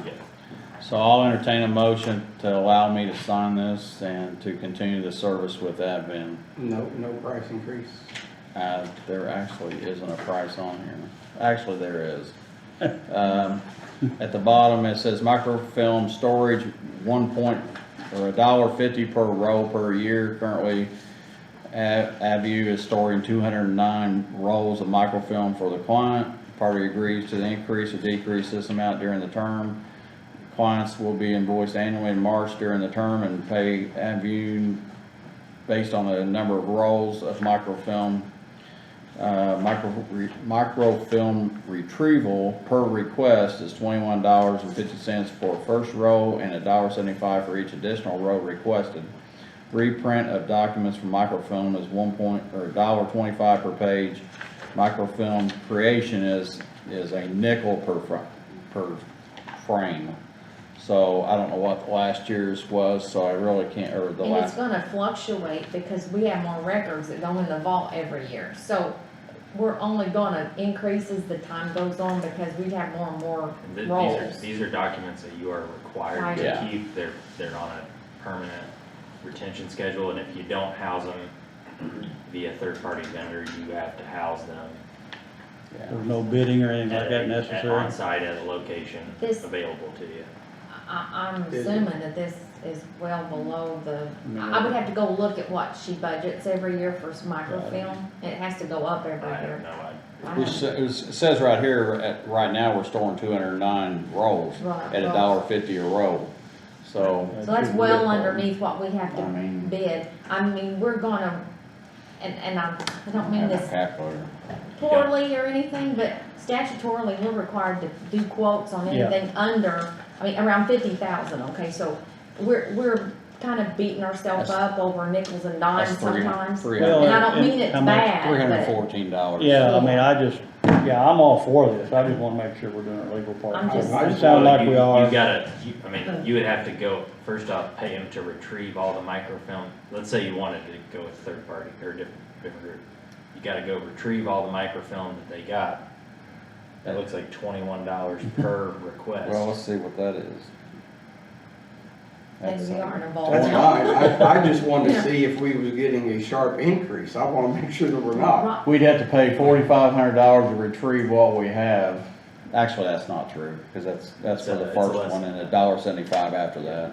It's 400. And I apologize, cause About 500. I'm Yeah. not the expert on the contracts in every department, but I just look at the bulk of it and I'm like, this is. Well, I mean, I wasn't looking at the paper, so Right. I didn't know it, If you got one in your I didn't- packet, yeah, you yeah. got one in your packet. but I didn't know if there was, but I mean, I didn't know, it What, doesn't say whether or not it was a sharp increase from last year. Oh, from last year or not, Yeah. yeah. Yeah, it just. Yeah, and I didn't actually review it a whole I'd lot venture to either. say it's I just- probably not a big, if it is a 5% or 3% Yeah, increase. I'm fine with it, I just wanted to know what I was I'm like answering you, yes Randy, to.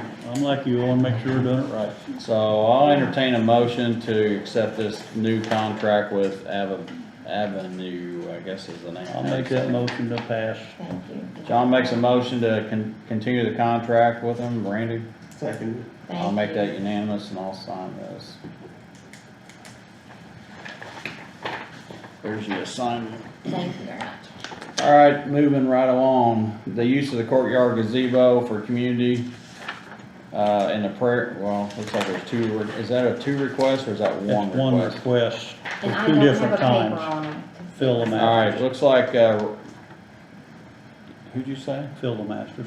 Well, I don't have one for Phil. No. Well, he's I one don't. that requested it. Okay, this was for the young Marines, it looks like. Oh, I'm sorry, I got two That was, different things. that was the first one. Okay. This is for the young Marines for, the event is 3/19, from 12 to 5. Looks like marching, drill movements, physical fitness training, color guard. They just want to use the parking lot. So, Thank you, What's your guys. I'll make a pleasure? What's the motion, dates Phil was allow wanting? them to do that. I don't- Randy makes a motion to, hang on just a minute. I'm listening to them, hang on just one second. Okay, Randy's making the motion to approve this use of the John Jones building. Is it John Jones building? It's the health campus. Health campus building. oh, okay. All right. For, a specific date of 3/19 from 12 to 5, so Randy makes a motion. And I'm for it. What's he gonna do with it that day, Randy? They're just gonna march, do drill movements, Okay. physical fitness training. I'm It's for it. outdoor, right? I'm for it. Yes, outdoor.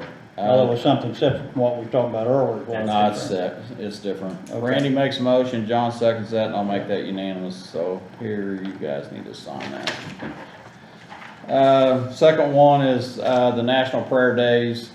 Don't know what the date And we is. wrote them down on my calendar back then, but I didn't put the dates on there because they've not come in and given me a form. Well, exactly. that's it. We were for dates he wanted to know. It's on the calendar. You wrote- Anyway, Phil the master. I'm Got fine a with couple that, dates so- he needs. It's, we, and then typically, they do it anyway. I know. They'll You use know a what I'm saying. gazebo. I'm I'm for gonna- it too. So do I need I'll dates? entertain a motion to allow, We're good. for a prayer day in the courtyard. There's It's two, two there's a days. community It's 2 and a days. national. Specific times to be, whatever they are, because we Yeah. don't have them, so. John makes a motion. Randy? I second. Yeah. Randy seconds that, I'll make that unanimous. FMLA request.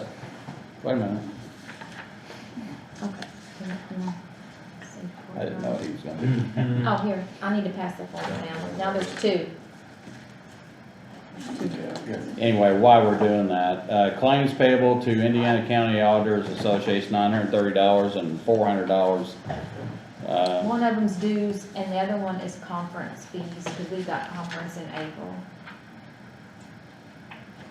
Okay, I'll entertain a motion to accept the, claims for the Indiana County Auditors Association for $930 and $400.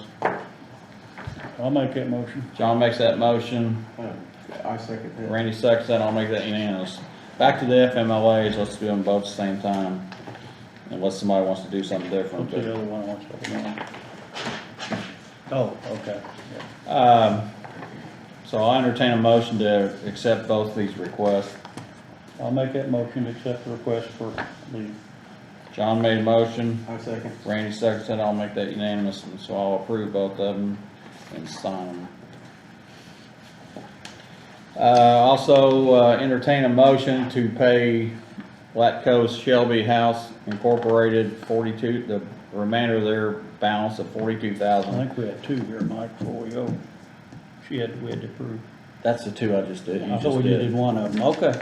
One of them was for 930 and the other one 400? Yes, correct. Yeah, I thought we just voted for the one. we Okay. did them both. Okay.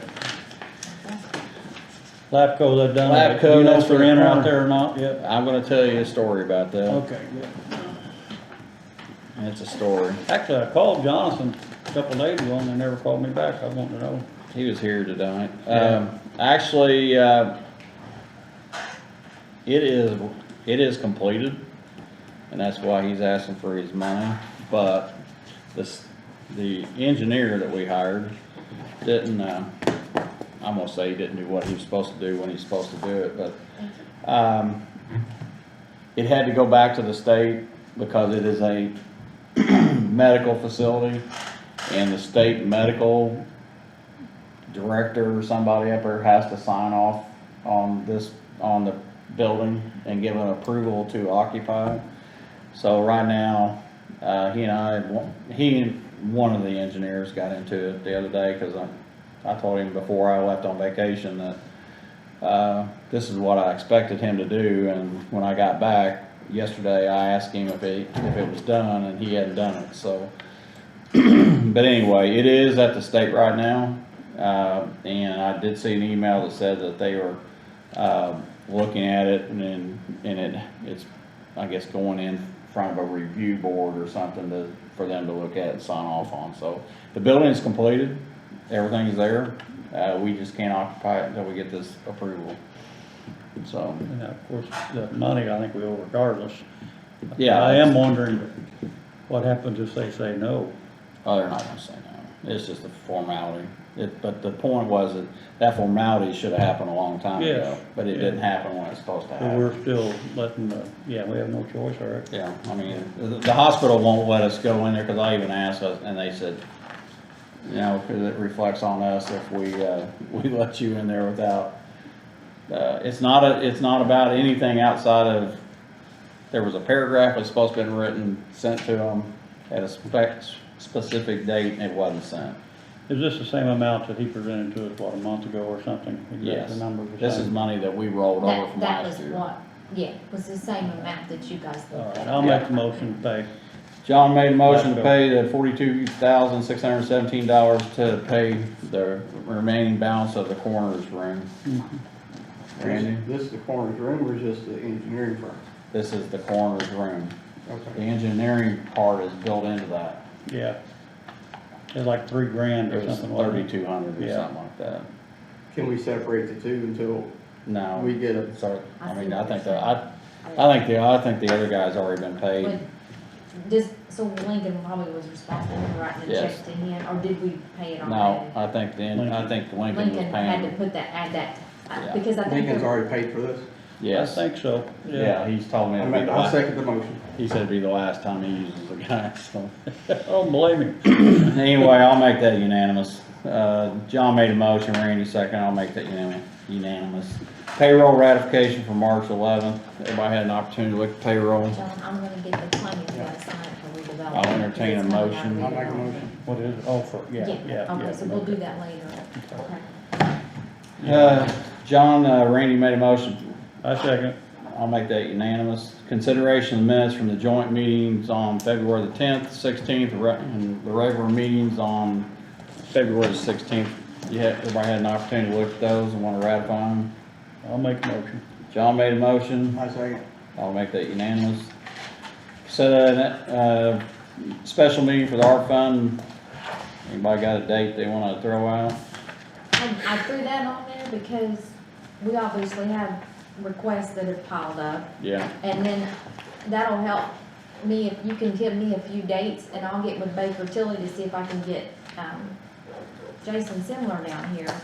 So we can start putting maybes and whatnot, and priorities, you know, Are for we you talking- guys to take a look Are we at. talking joint meeting again, or are we talking? No, this is your all's planning meeting, Okay. because just like things, like we're hearing them on a case-by-case basis. Yeah, But if we could kind of look at all of them, it would help move the priorities to the top, and then the other ones for consideration. 'Cause, you know, you talk about things that, are they emergencies, are they not? That'll help you prioritize. Well, we're talking, what's a date everybody wants to do something? you know, I'm open. Whatever works best for you guys. The Randy, end of April is not good for me, because that's conference. what I'd do it for then. Yeah, so that's kind of like not You a got a- week in April. you got a for date? me. What day is Get April my 12th? calendar. It's on a Tuesday. That's the day that we're having the meeting on the radio. I don't know if anybody else is wanting to be there for that. We could- Meetings on what? Well, the County council. Oh, county council's council's having a meeting, meeting on the okay. radio. I don't know if anybody wants to be here for that. I wanted to be here for that, but we could. Yeah, I won't be here for bundle that. it. Yeah, we could, I mean, John, are you available on the 12th sometime that day? I'll make sure I am. We'll Yeah. just do it before, actually, we'll do it after, because their meeting's at 9:30, I'm not gonna get up any earlier. So what time?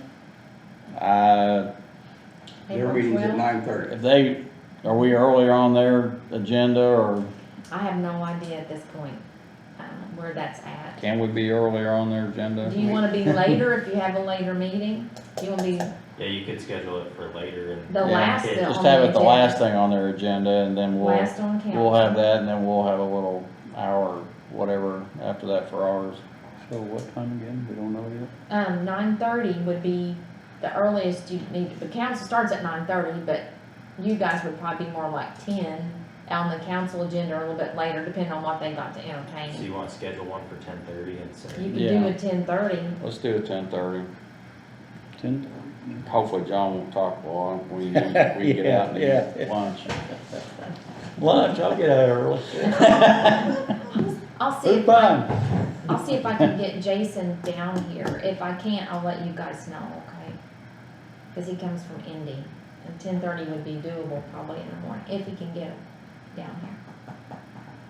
If not, you guys still wanna meet and look at your plans, and then we can always scan an email to him. Oh, that's fine. I don't think he needs to be here. We'll just, if we, I think it's a long drive for him. I think if he's actually, we did a video, or We can him on the phone. we did a video conference, or actually it wasn't a video conference, it was just he was on the phone and he was listening and, yeah, Okay, that works. so, I'll see there's no if- sense in him driving down here for an hour meeting Yeah. or something. Sounds good. All right, council. I have nothing other than, Tammy, I did want to clarify, did you get a written notice from Thrive? No, Okay, so, back on, I'm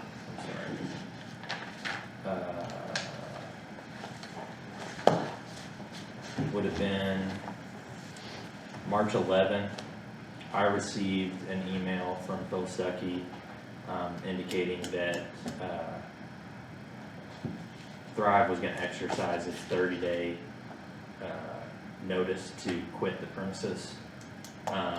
That they had partnered with another organization that was gonna be a better, I don't wanna say better fit, they were very grateful for the time that they had been in the building. Again, I think the contract requires that they provide that 30-day written notice to the principal place of business, not to the attorney. But I'm just gonna tell you that I think, you know, in terms of, enforcement there, I mean, it's that. So the bottom line is they're gonna They were leave going to the, leave. I think they're already out. That's probably true. so they go to the, Austin, huh? they're up in Austin, out there by the building there, by the police department. All right. So we have no more